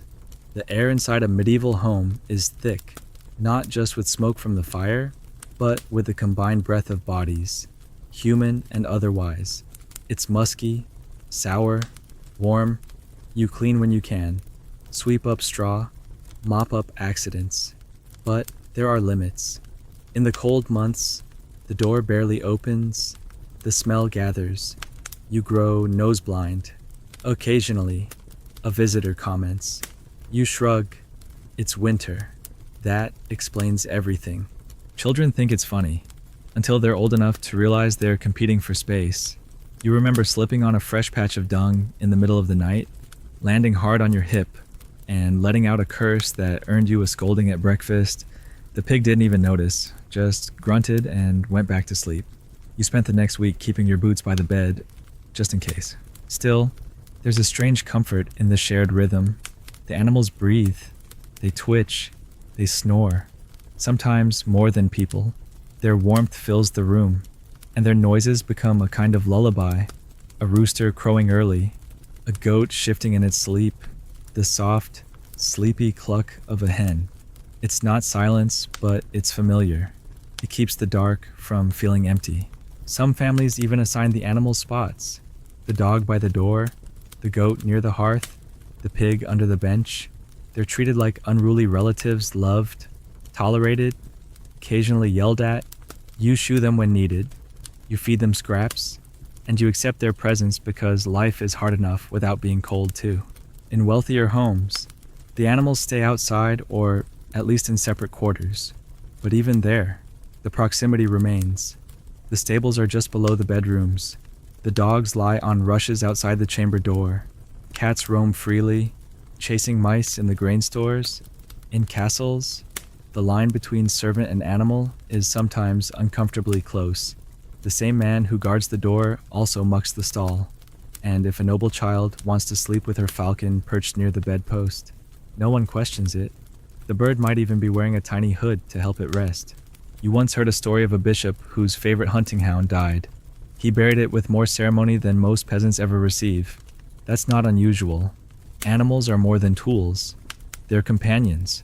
They're witnesses to your life when your days are long and hard, and your nights are cold and uncertain. A warm, breathing body beside you, no matter how hairy or hooved, is a kind of grace. But not every animal is welcome. Rats, for instance, they're always uninvited. They steal grain, bite infants, spread illness. You hear them in the rafters, scratching. Occasionally, one drops down and scurries across the floor. You hear the dog growl, the cat leap, and then silence or not. Either way, it's a reminder that, even indoors, you're not immune to the outside world. You're never sealed off. You're never untouchable. Sometimes you sleep deeply.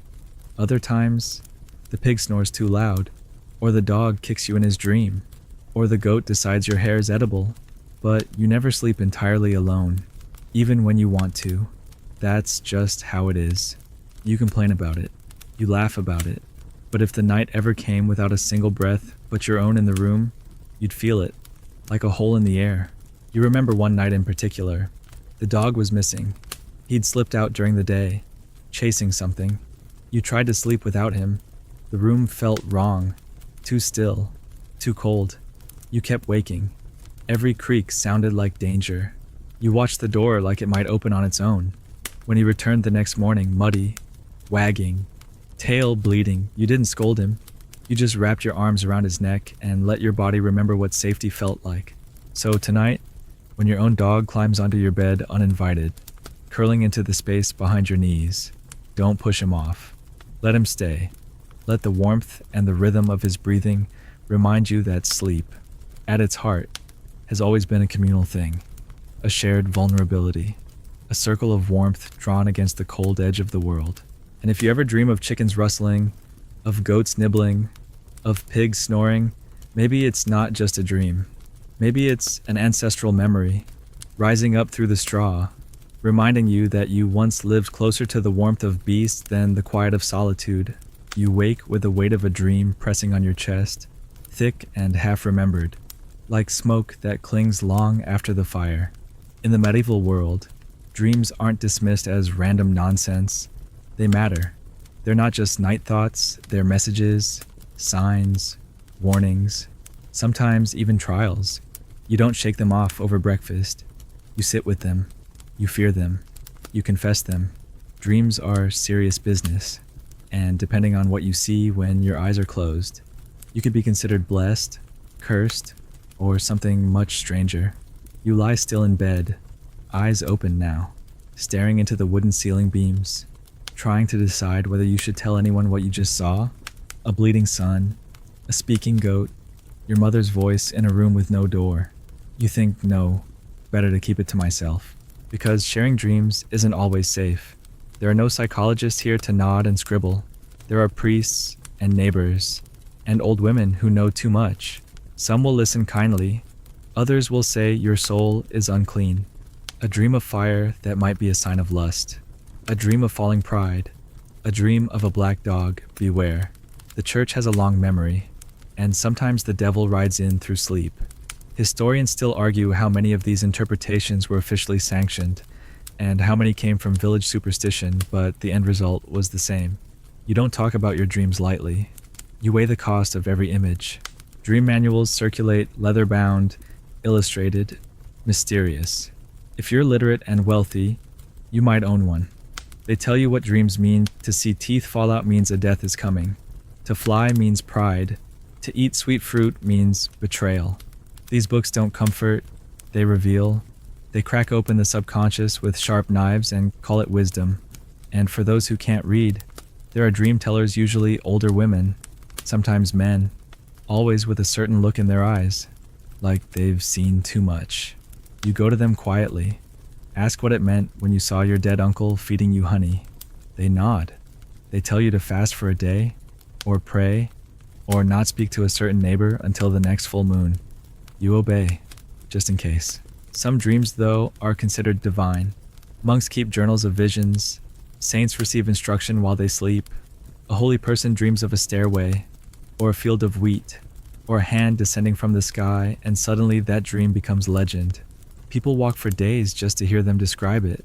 You've stood in a crowd before, listening to someone retell a dream they had under a tree, their voice trembling as if the words still burn. You didn't understand all of it, but you felt something, that old ache behind the ribs, that fear that maybe your own dreams aren't random at all.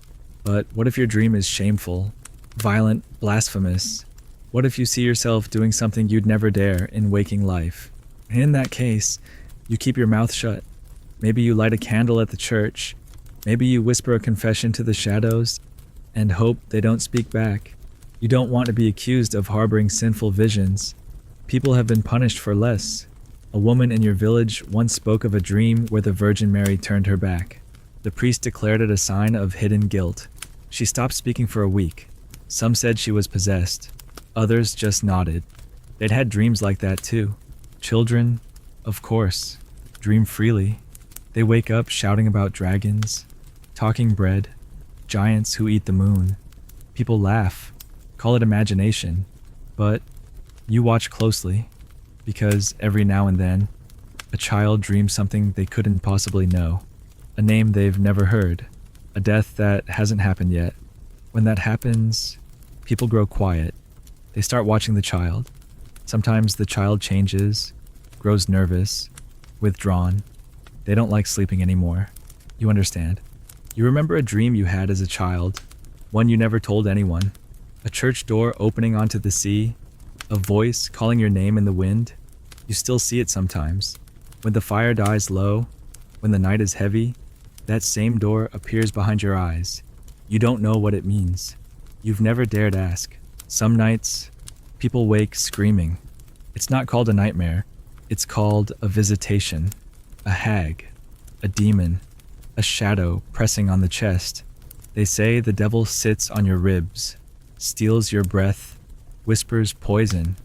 The old word is mare, the spirit that rides you. That's where nightmare comes from. You don't call it bad dreams. You call it being ridden. If it happens too often, people talk. They suggest a cleansing, a relic in the bed, a change in sleeping direction, maybe a fast, maybe an exorcism. You comply, just in case. And then there are the dreams that feel too good, too warm, too tempting.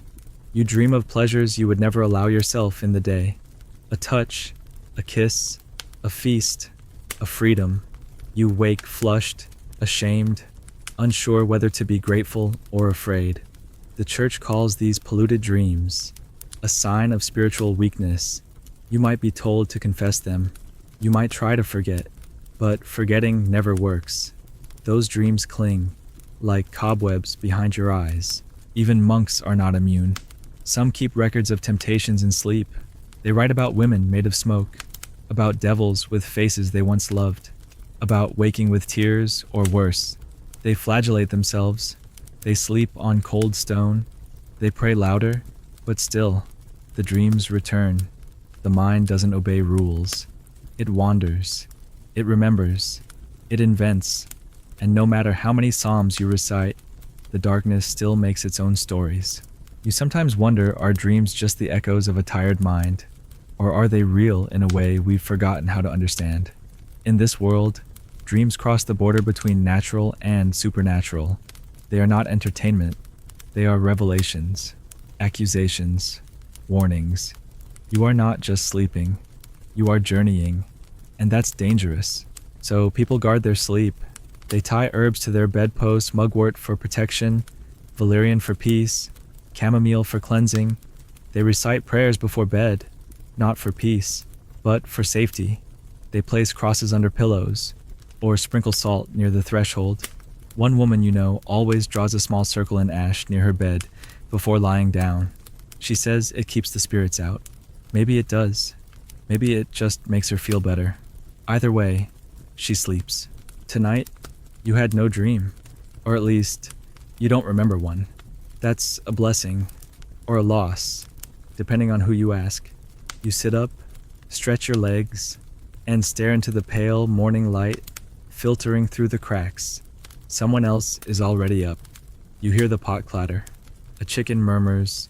The world is waking. You wonder what everyone else dreamed. You wonder if they'll talk about it.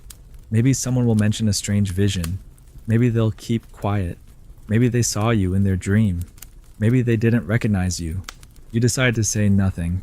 You'll keep your dream to yourself this time, because in this world, sleep may be common, but dreams are sacred, fragile, and sometimes far too sharp to speak aloud. You overslept again, and already the guilt has taken root. Not just the guilt of lost time, but something deeper, heavier. In the medieval world, sleep is not just a physical need. It's a moral battleground, and too much of it, that's not seen as indulgent. It's a sin. Sloth. One of the 7 deadliest. You don't simply feel lazy when you rise late, you feel damned.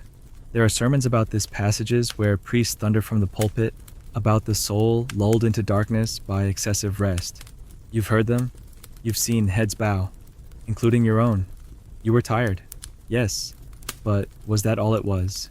They call it sedia, a kind of spiritual lethargy, not just fatigue, but a sapping of purpose, a drowsy turning away from divine duty.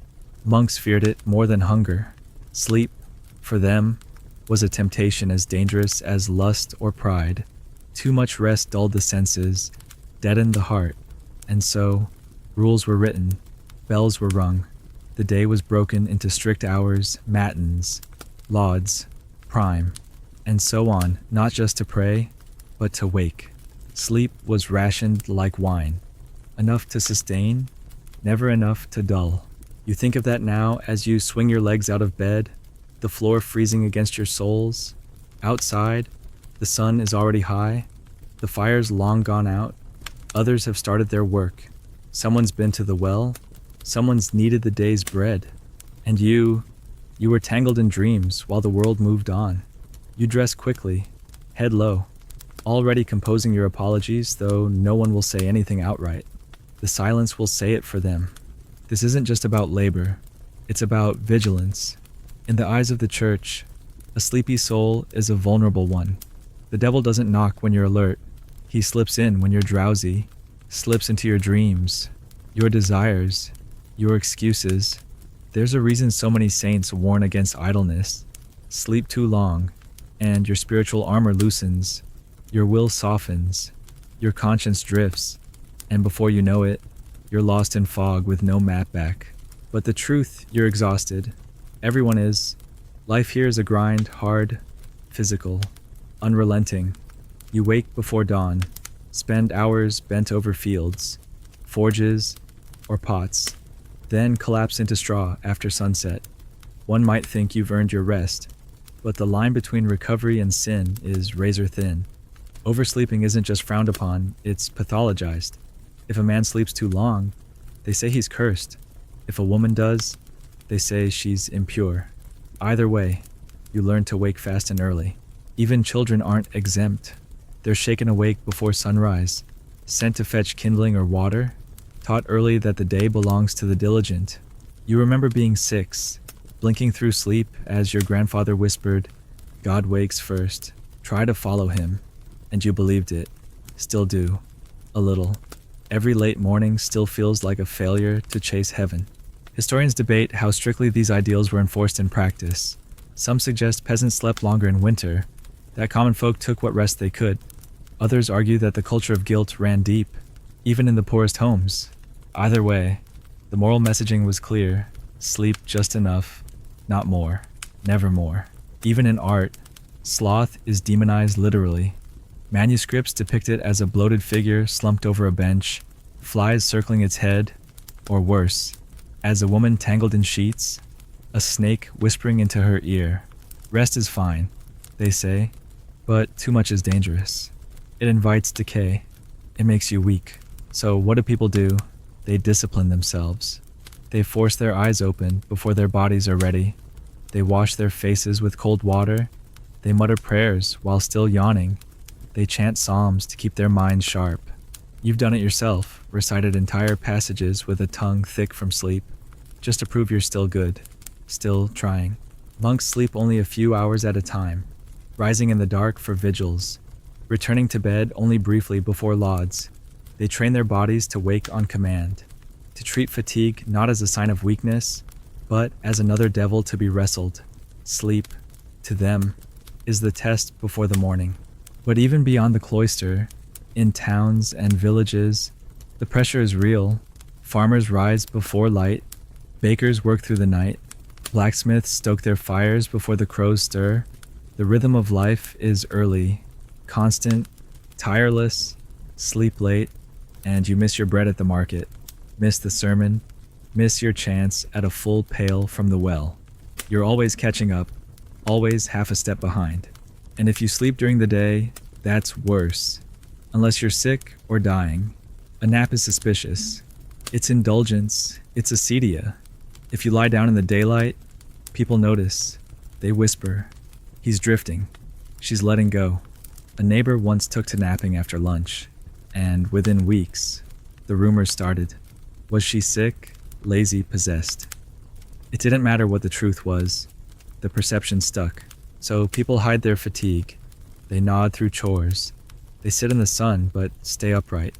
If they do nap, it's brief, behind a closed door. Denied if asked. Just resting my eyes, they say, even as the drool on their collar betrays them. And yet, the body rebels. You've seen strong men doze off mid-conversation. Women nod off at the spinning wheel. Children collapse on hay bales and refuse to move. Fatigue is constant, unavoidable. The mind can chant, the soul can fight, but the body still claims its toll. You know this, you live it, and still, every time you oversleep, you feel like you've sinned. You once dreamed you were floating, wrapped in warmth, carried through clouds. When you woke, the sun was already through the window. You'd missed chores, you'd missed mass. The softness of the dream turned sour. You never told anyone.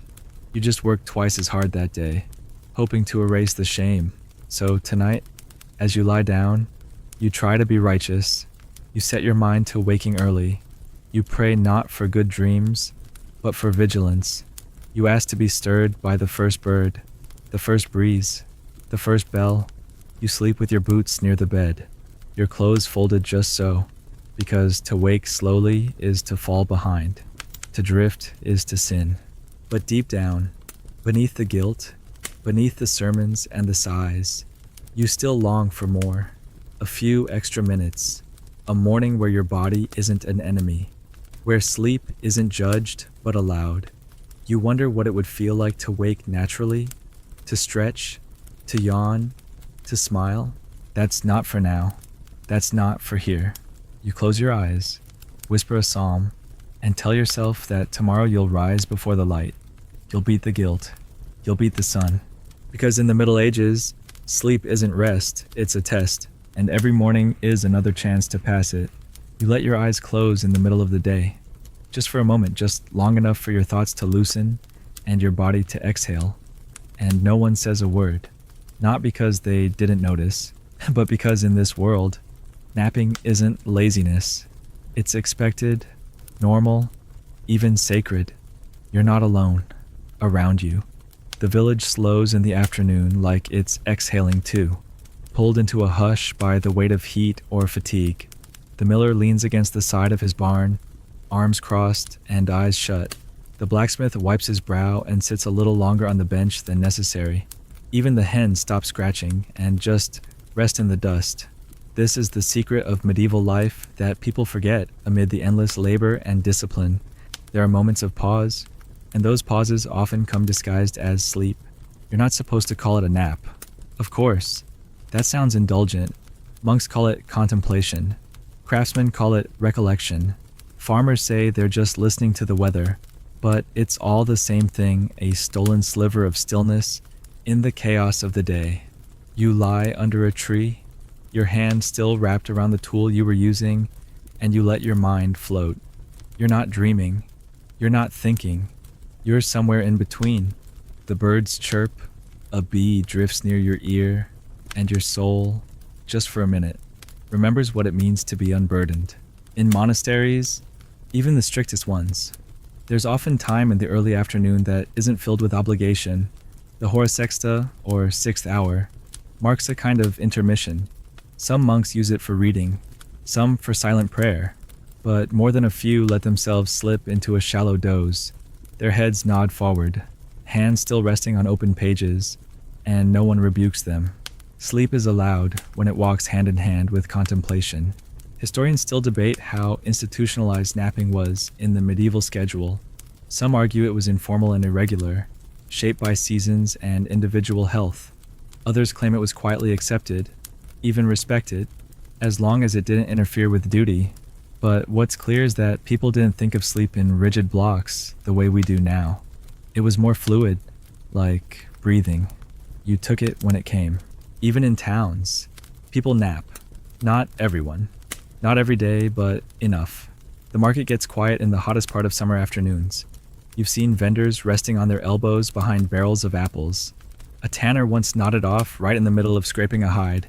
He woke minutes later, blinked, and resumed, as if he'd only paused a sentence. No one mocked him. No one noticed. Fatigue wasn't theatrical. It was ordinary. Children nap, of course. Babies are carried on backs or swaddled in cradles, drifting in and out of sleep as the day flows around them. Older children rest after meals or long play, heads on their arms, sprawled in the shade. Parents don't always enforce it, but they rarely stop it either. They know tiredness when they see it. They live in it too. And yet, even in these restful moments, sleep is never entirely free of judgment. Nap too long, and someone might mutter, "Take rest when there's work undone," and eyebrows raise.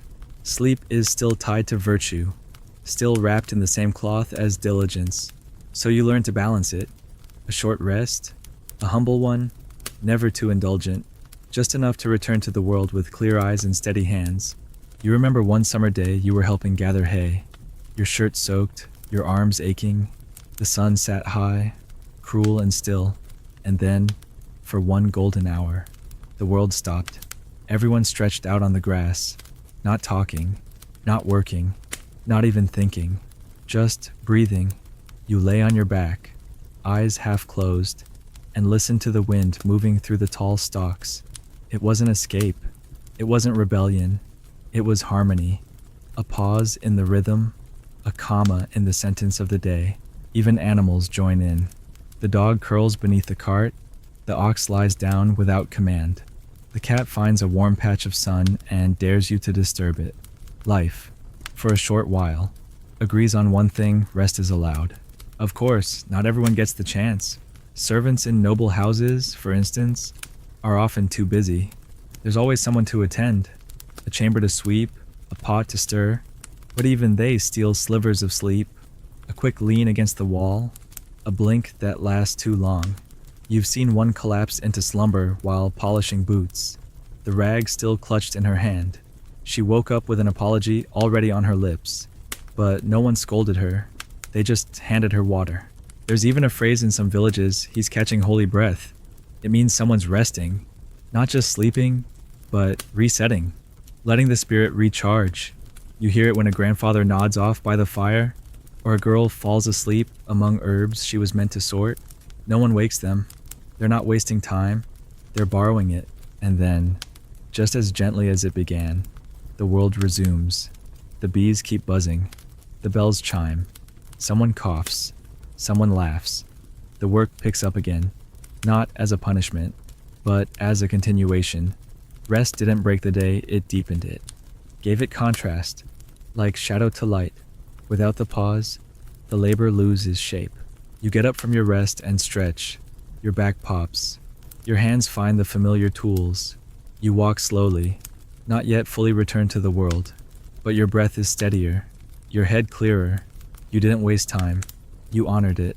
Sleep at night may be a necessity, but this midday moment, it's something else. Not duty, not sin, just permission. You think of monks calling it contemplation, and maybe that's right. You weren't thinking of anything. You weren't running from anything. You were just there, quiet, breathing, held. The body knows things the mind forgets. One of them is this, that not all sleep is escape. Some of it is return. So tonight, when the world insists on constant motion, constant productivity, remember this: your ancestors knew the wisdom of stopping, of resting, not because they failed, but because they endured, because the sun was too strong, because the soul needed stillness, because sometimes the most sacred thing you can do is nothing. Let your breath soften. Let your thoughts slow. Let the weight of the day settle without urgency. You don't need to earn every moment. Some are given freely. And if, tomorrow, you find yourself drowsy in the quiet heat of the afternoon, don't fight it. Don't apologize. Just catch holy breath. You're asleep, but somewhere not far off. Someone is already wide awake. In the medieval world, sleep doesn't blanket the entire village all at once. It moves through the population like a tide, some down, some rising, some just drifting in between. Towns and cities hum through the darkness in layers. There's no universal bedtime, no shared silence. Instead, there's rhythm. The baker's rhythm, for instance, is entirely backward from yours. While you're curling deeper into your second sleep, he's lighting the oven. You might hear it, the soft slam of the paddle, the clink of pans, the hiss of dough kissing hot stone. The scent won't reach you yet, but it will. By sunrise, it will sneak into your dreams and pull you awake. This is how it works. The world turns while you sleep. Certain trades demand early hours bakers, yes, but also shepherds, watchmen, midwives, and monks. The night belongs to them, or at least the hours that hover before dawn. You lie in bed, half asleep, while a watchman's footsteps echo on the cobbles outside. He taps his staff, calls the hour, recites a line of psalm or a warning about fire. 3 of the clock, and all is well. He mutters, not to reassure you, but to remind himself. If he doesn't call out, people wonder what's gone wrong. Somewhere else, a woman is in labor. Her cries are muffled through thick walls, but you hear them anyway. In a town that sleeps in shifts, pain doesn't wait for permission. The midwife has been called, perhaps shaken from sleep or roused from her own vigil. She arrives with herbs, cloths, and a calm face that masks every worry she carries. You won't see the baby until morning if all goes well, but in the dark hours, new life and death both feel closer than you like. Historians still argue how segmented medieval sleep really was in practice, but no one disputes this: not everyone slept at the same time. The city was alive in pulses, bakers baked, monks prayed, thieves prowled, someone always moved. And for those who couldn't sleep, insomniacs, mourners, the anxious, it meant they were never quite alone. Even if you didn't see the candlelight in another window, you felt it. The city breathed alongside you, one lung in and one lung out. The night watch was both protector and witness. A single man walking the streets, often poorly armed and ill-paid, responsible for spotting fires, stopping crime, and scaring off whatever shouldn't be creeping in the alleys. Sometimes he sang to stay awake. Sometimes he talked to himself. Sometimes he said nothing at all, but his presence mattered. You remember being a child and hearing that staff tap in the distance, like a heartbeat. It meant the dark hadn't won yet. In rural areas, the rhythm shifted with the moon and seasons. Farmers often woke before light, not just in summer, but in spring planting and autumn harvest. You might hear someone yoke a plow before the stars even fade, or the sound of wool shears clicking before birdsong. In these places, the earth dictates sleep. You rest when the work pauses, not when the sky darkens, and you rise when the fields demand, not when your body agrees. Midnight visitors weren't uncommon either.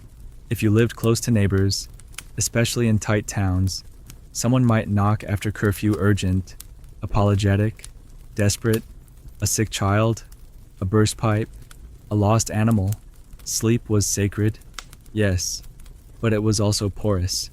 People expected to be woken if the need was great enough, and those who slept through it, they were remembered, not kindly. But not all who moved at night were innocent. The thief knows this, the doorless window, the slumber-heavy silence, the trust of those asleep. These are opportunities.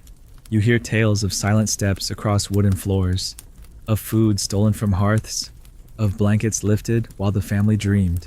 You hear of people who woke and never said a word, afraid of what else might be in the room. That's why some sleep with a stick nearby, or a knife. That's why some leave a candle burning low, not for light, but for warning. Even among those who stay indoors, the schedules vary. The sick keep odd hours. So do scholars. In some monasteries, a lone scribe may still be hunched over parchment well after midnight, copying sacred texts by candlelight. His hand shakes, his eyes blur, but the work continues. It has to. Books are rare, and sleep is easier to recover than knowledge lost to forgetfulness. Then there's the music. Once in a while, drifting through the alleys, you hear its soft singing, a lute's whisper, a chant carried on the wind.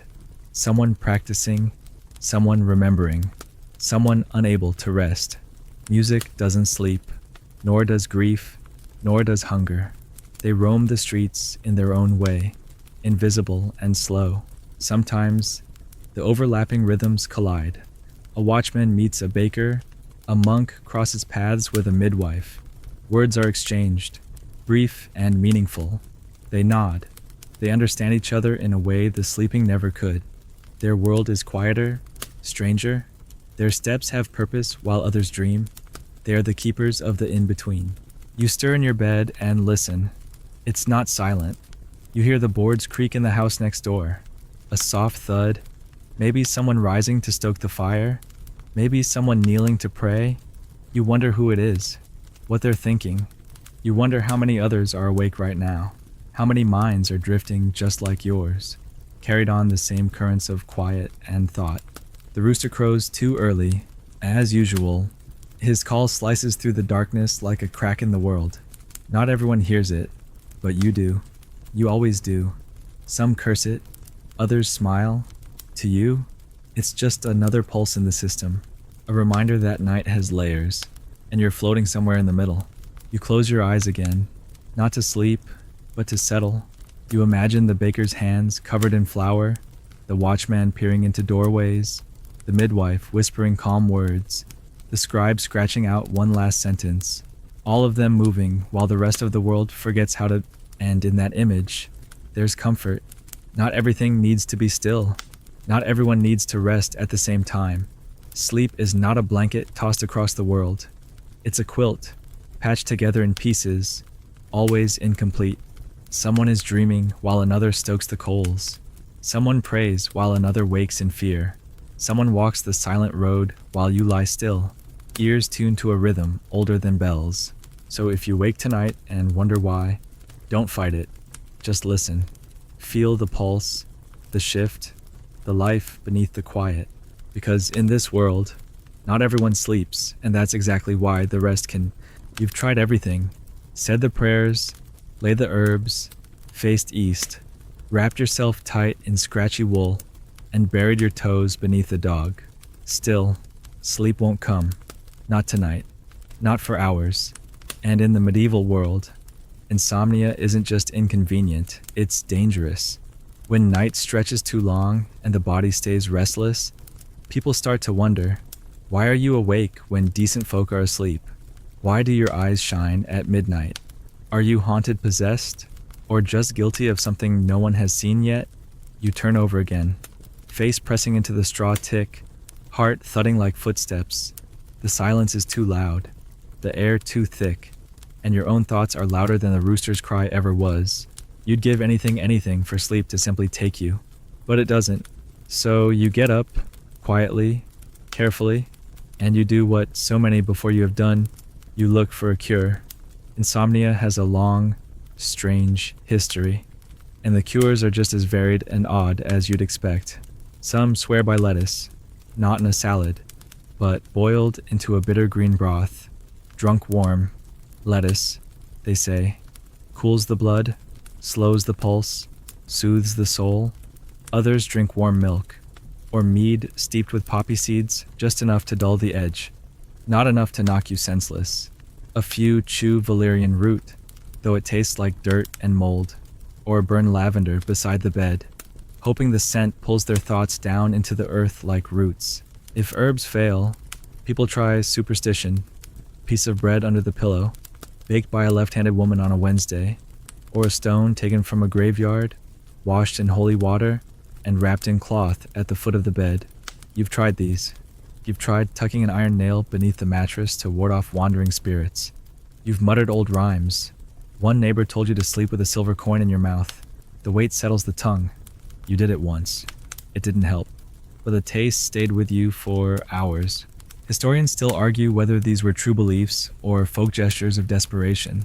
But when the dark stretches endlessly and your mind refuses to shut, you'll try anything, even the absurd, especially the absurd. Because sleeplessness is more than discomfort here, it's a crack in the order of things. Sleep is when the body resets, when sins soften, when the soul is most reachable. If you're locked out of that realm, something's wrong. You must have upset something, or someone. The church has remedies too. Priests offer prayers for rest, blessings for beds, even confessions whispered in the stillness of early hours. If your soul is heavy, it may be keeping your eyes open. If your conscience is tangled, it may be that God is holding sleep just out of reach until you untie the knots. You've seen people visit the chapel at odd hours, kneeling in the cold, their faces drawn, eyes red, not just from fatigue, but from shame. Some return home lighter, others still don't sleep. Then there are the truly strange remedies. A roasted mouse stuffed with nutmeg, eaten just before bed, a dead mole's foot tied around the wrist. You're told it draws out the restless energy through the blood. Someone once suggested placing a mirror beside your pillow, so that your soul, seeing its own face, grows tired and retreats. That one unsettled you more than the rest. You never tried it. You don't want to know what your soul looks like at 2 a.m. And yet, not all wakefulness is feared. Some saints are said to have gone days without sleep, lost in ecstatic communion. Their minds were beyond fatigue, lifted into divine presence. The problem is, you're not a saint, you're just tired. And the divine feels very far away when your knees ache and your thoughts keep circling the same hollow question, why am I still awake? You've tried distraction, spinning wool by candlelight, repeating psalms until the words blur, walking slowly from one end of the room to the other, counting steps. You've watched the embers die and tried to match their stillness. You've listened to your husband breathe, to the wind moan, to the hens shuffle on their roost. Sleep remains just beyond the door, listening, smirking, refusing to enter. Some blame the moon. They say it pulls at people, just like it does the tide. That full moons bring fever, dreams, desire, that its light keeps sleep at bay. Others say certain people are simply born wrong, always fighting the rhythms the rest of the world follows. You wonder which you are, lunar cursed, just unlucky. There are nights when you want to scream, to throw the blanket off and run outside and chase the darkness until your body gives out, but you don't. You lie still, jaw tight, waiting, because in this time, noise matters. Someone will hear, someone will ask questions, and you don't want to be the subject of whispers tomorrow. She was up all night again.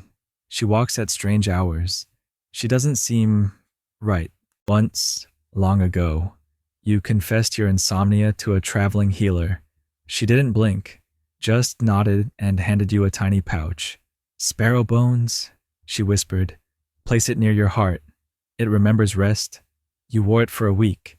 It didn't help, but it made you feel less alone, like someone understood what it meant to lie awake when everyone else seemed to sink so easily into dreams. Because that's the worst part, isn't it? The loneliness. Everyone else breathes in syncopated peace, and you feel like a ghost among the living, a watcher, a keeper of hours no one else counts. You measure time in shadows and cold spots, in creaks and sighs, and the occasional shift of another body nearby. But even those feel distant. Everyone else belongs to sleep. You do not, and yet, in this unwanted space, something else grows, a strange kind of clarity. You remember things you hadn't thought of in years. You notice the exact pattern of wood grain above your bed. You hear the slight whistle your father used to make through his nose when he slept.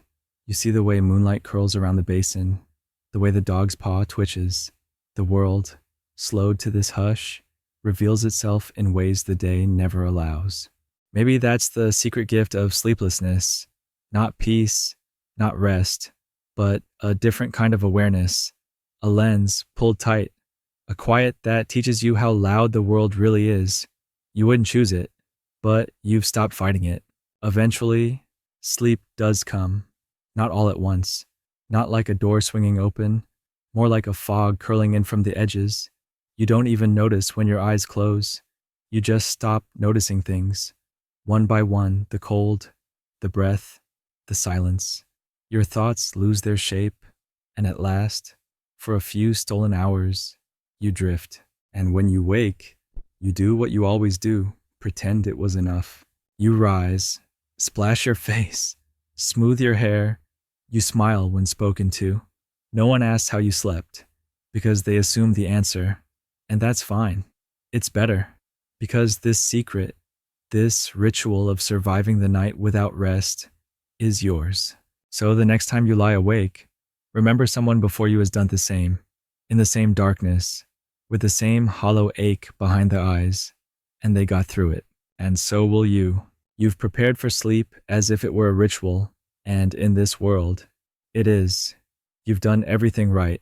Faced east, whispered the prayers, checked the latch on the door twice, tucked the blanket just under your chin, left the crucifix nearby, and still, as your eyes begin to close, a final thought curls up inside you like a shadow under the bed. What if I don't wake up because in the Middle Ages, sleep and death aren't opposites, they're neighbors. Sleep is described in scripture as a little death, and sometimes that's exactly what it is. People don't just die in their sleep, they're expected to. It's peaceful, yes, but also unnervingly quiet. The line is so thin you might not notice it's been crossed until morning. Someone doesn't rise. Someone's breath has stilled.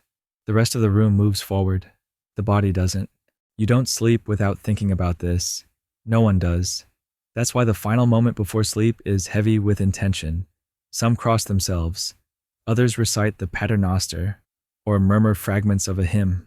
Many clutch something sacred in their hand beads, relics, a ring. Children are taught to say, if I die before I wake, not as poetry, but as protocol, because the night is not guaranteed, and sleep is not escape.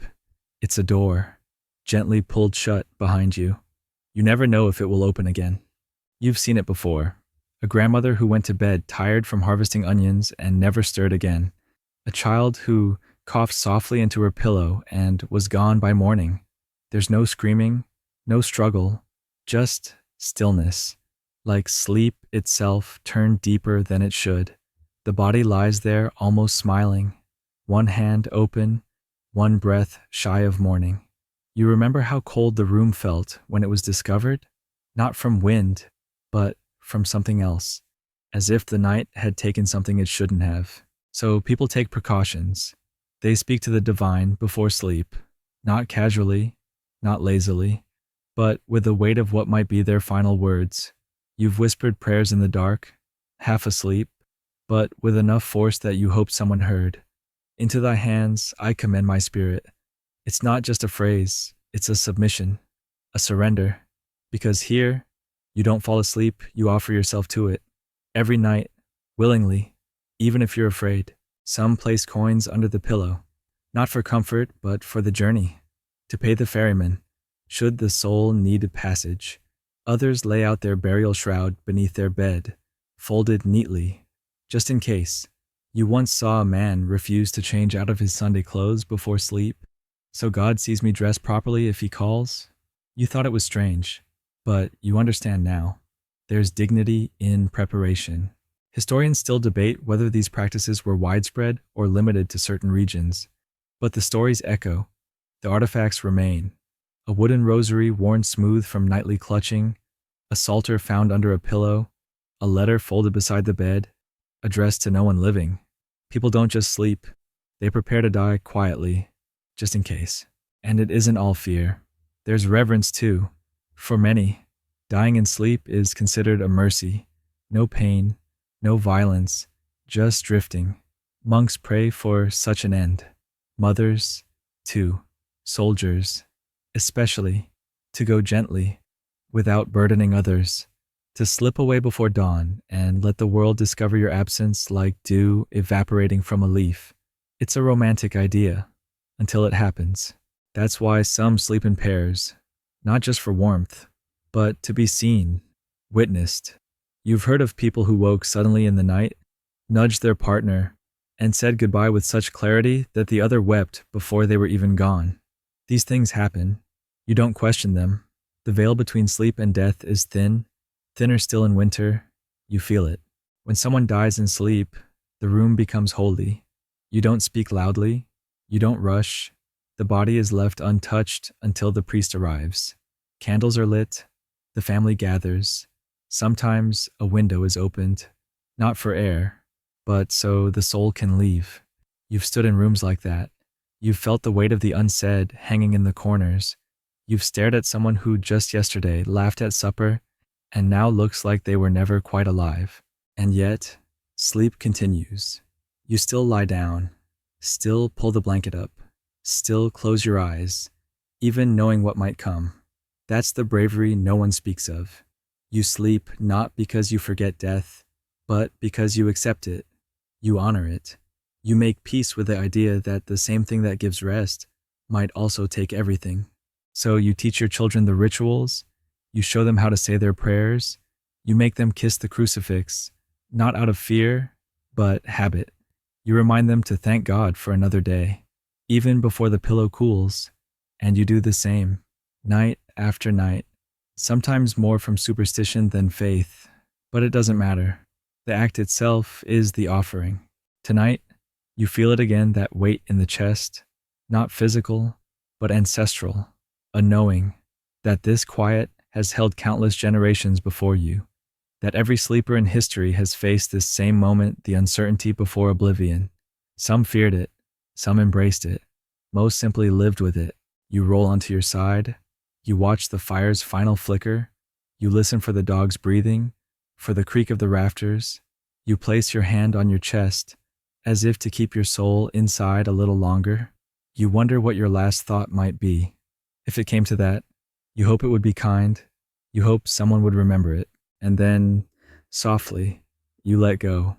Not because you're certain, but because it's time, because you've done all you can, because the night isn't something to defeat, it's something to trust. You exhale, the world fades, the dark takes your weight, and now, dear listener, we've reached the edge of our journey. The flickering torchlight of the past dims to a warm, steady glow. The footsteps have quieted, the whispers have softened.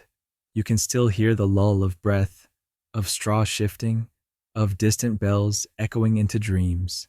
The medieval world, with all its creaks and candlelight, its clumsy comforts and sacred fears, now folds itself gently into silence. Let the last sounds linger like mist, a rooster in the distance, a watchman's voice calling the hour, a mother whispering prayers into a child's hair. You don't need to remember every detail. You don't need to carry every strange custom. Just rest, knowing they slept too, not perfectly, not peacefully, but honestly, together. Let your breath follow theirs. Let the rhythm of history cradle you. Let your muscles soften into the mattress beneath you. Wherever you are, whatever century you wake into, there's nothing to fix, nothing to finish, not now. Just the weight of the blanket, the hush of the night, and the knowledge that this too shall pass. You are not alone in this quiet. You never were. Sleep now and let the dark be kind.